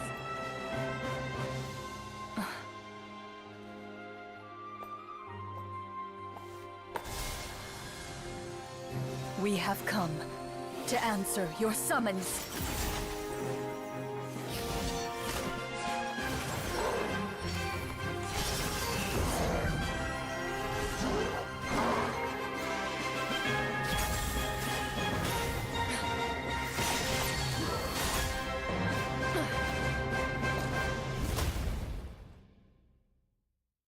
And so, the monsters were eradicated, and the sorcerer was defeated. Peace soon returned to the capital. Those in the court, manipulated by the sorcerer, also recognized the errors of their ways. Some remembered the names of the heroes who saved their kingdom, but others simply continued their lives none the wiser. Such is the story of the Marashosei Hunters. They pursue the phantoms in the darkness and exterminate all who pose a threat. They will always protect the city and those within it, even should all memory of their accomplishments be forgotten by the very people they serve. I am assuming we've finally reached the end of the script. Yes, you've reached one of the better endings. It's a pretty solid story overall. I thought it was just an ordinary adventure at first, but the further we got into it, the more impressed I became with the production and the plot. That final battle especially. All the effects were super realistic. Oh, right. Yeah, totally. That's a really good point. I never expected the weapons we picked up from that vault would have that kind of effect. Yeah, mine nearly scared the daylights out of me when it started glowing. I took a good look at it after we got out, but I don't think it ever lit up again. Oh, we should probably give these props back, right? I'll just leave mine here.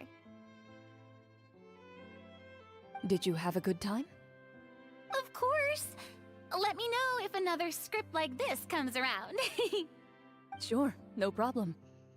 Then I'll head back for now. I think I need some time to fully digest everything that just happened. Once Mr. Florian is awake, please pass on my regards to him.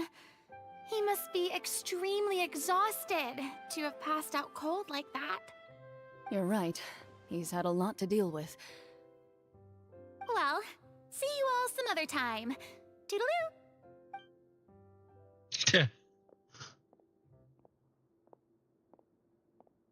Okay, so, can I ask now? I think it should be fine, yeah. What in the world was going on back there? So you saw through all of that?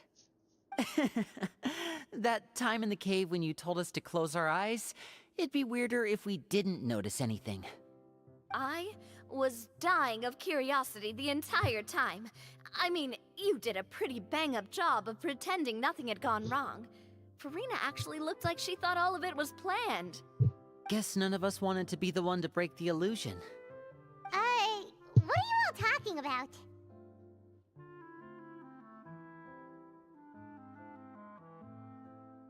Oh, wait. Don't tell me Paimon never... Oh, this is all my fault.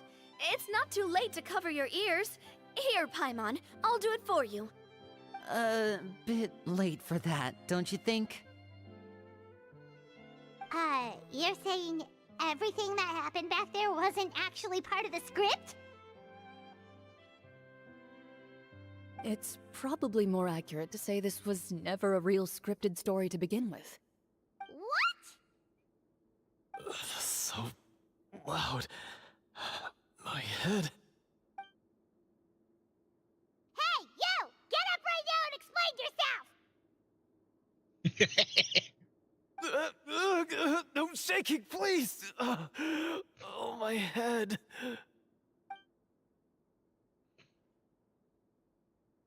Did Paimon just hear that right?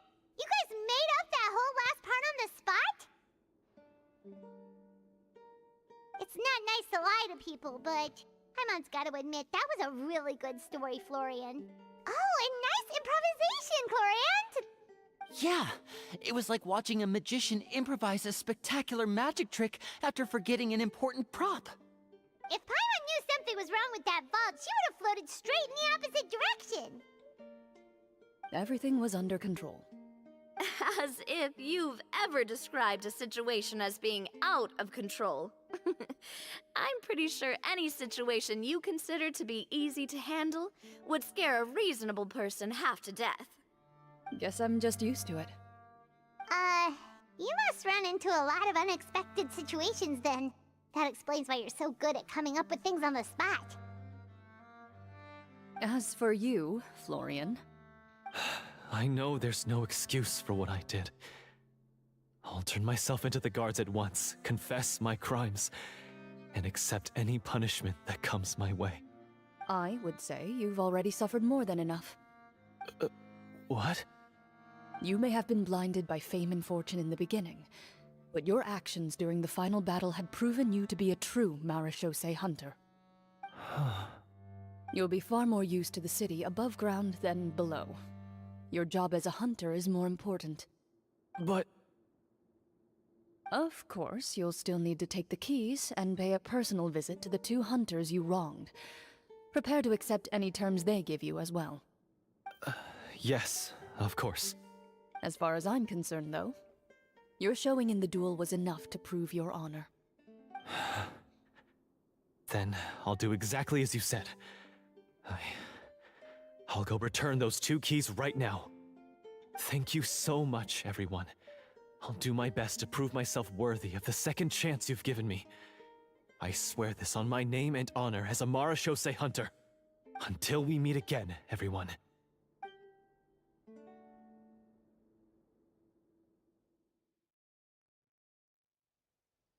Never got to use my quick skill. Speaking of Marashosei hunters, what should we do about the treasure in that cave? Leave it be. Are you sure?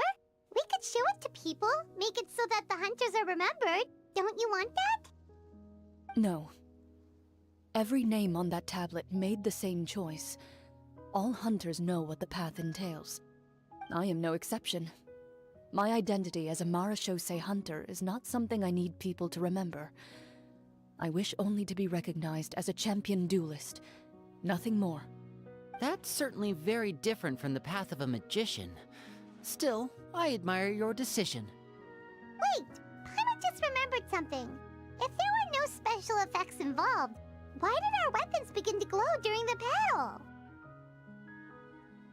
That's because the Marashosei hunters of ages past would often imbue their weapons with special enchantments to suppress the monsters. Whenever a monster was nearby, their weapons would start to glow. Oh, so that's why they had an effect on that guy near the end. I really thought the summons were doing all the work. Well, I'm sure the summons were a part of it too. Oh? How so? This particular devorator probably hailed from the same era as the hunters we saw in the room. The names you recited all belonged to the bravest hunters. Countless monsters fell to their blades. That's likely why the devorator visibly reacted when you said them out loud. So the names held the power all along! Navia, everything you said during your summon. Huh? Oh, I meant what I said. I mean, it was true to my character, so yeah, I'm glad you heard it. Just don't make me repeat myself. It's embarrassing. I really appreciated those words. All right. Don't get all sentimental on me. Anyway, let's not talk about that anymore. I'm going to go on ahead. Don't fall too far behind now. She ran off! I should probably head back as well. This story was truly incredible. I might have to spend the whole night telling my siblings all about it. Goodbye.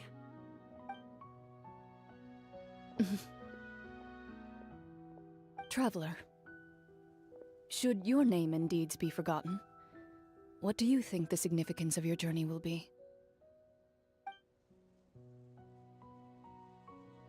I suppose the significance would be the journey itself and the world we helped create.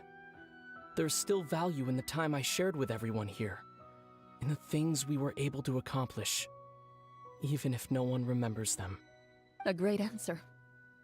I'll remember it. Me? The Marashosei hunter says nothing in response to that question. Perhaps her answer lies in her silence. An unspoken vow left to echo through the night. The path she walks needs no explanation.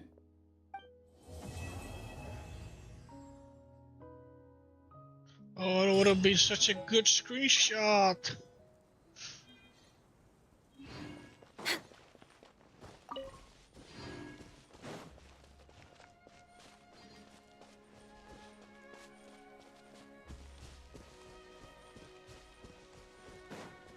that's the end of that, I guess.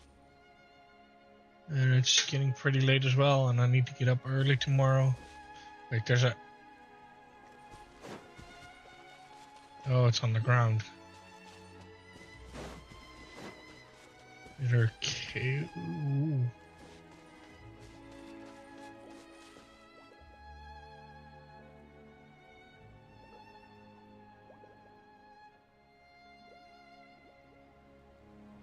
That water needs to be able to, like, go down. Which is a puzzle. Anyway, since the quest is complete,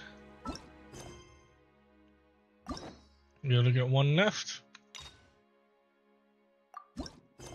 Act 2.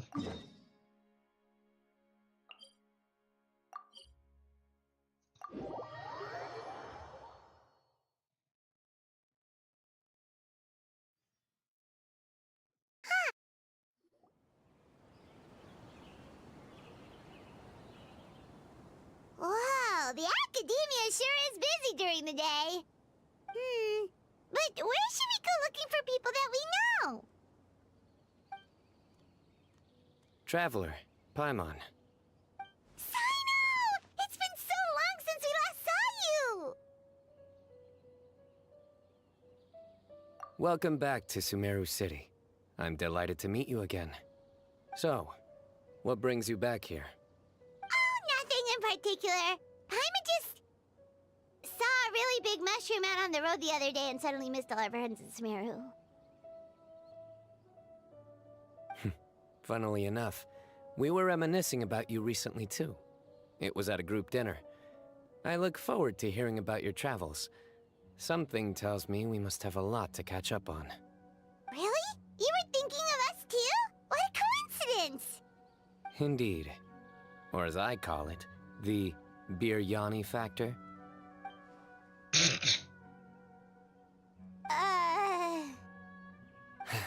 You really want me to say the rest? Okay. It's always nice to meet Stu again. Oh, darn, he said it.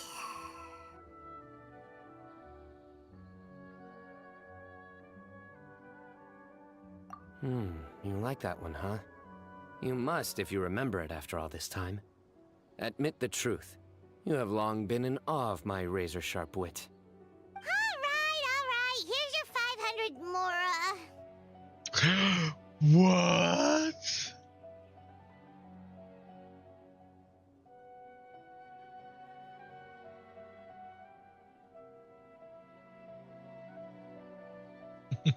You're exaggerating. It's only 500 Mora. Hey, 500 Mora is still a lot of snacks to Paimon. All right. I'll treat you to some desserts later. Anyway, I'm actually investigating a case right now. My mind is focused on work, which is why I didn't complete the joke at first. A case? What happened? Nothing major. But after finding out who was involved, I decided, on reflection, to handle this one myself. Need any help? We only came here to hang out, so we've got the time. You may as well take us with you, and then when you're done, we can, you know... Such enthusiasm. Are you worried I'll forget about treating you to some sweets if you're not around to remind me? What? No! Alright, was it really that obvious? Obvious enough. Still, it's a fine idea. You are the heroes of Sumeru. It makes perfect sense to work together. All right, follow me.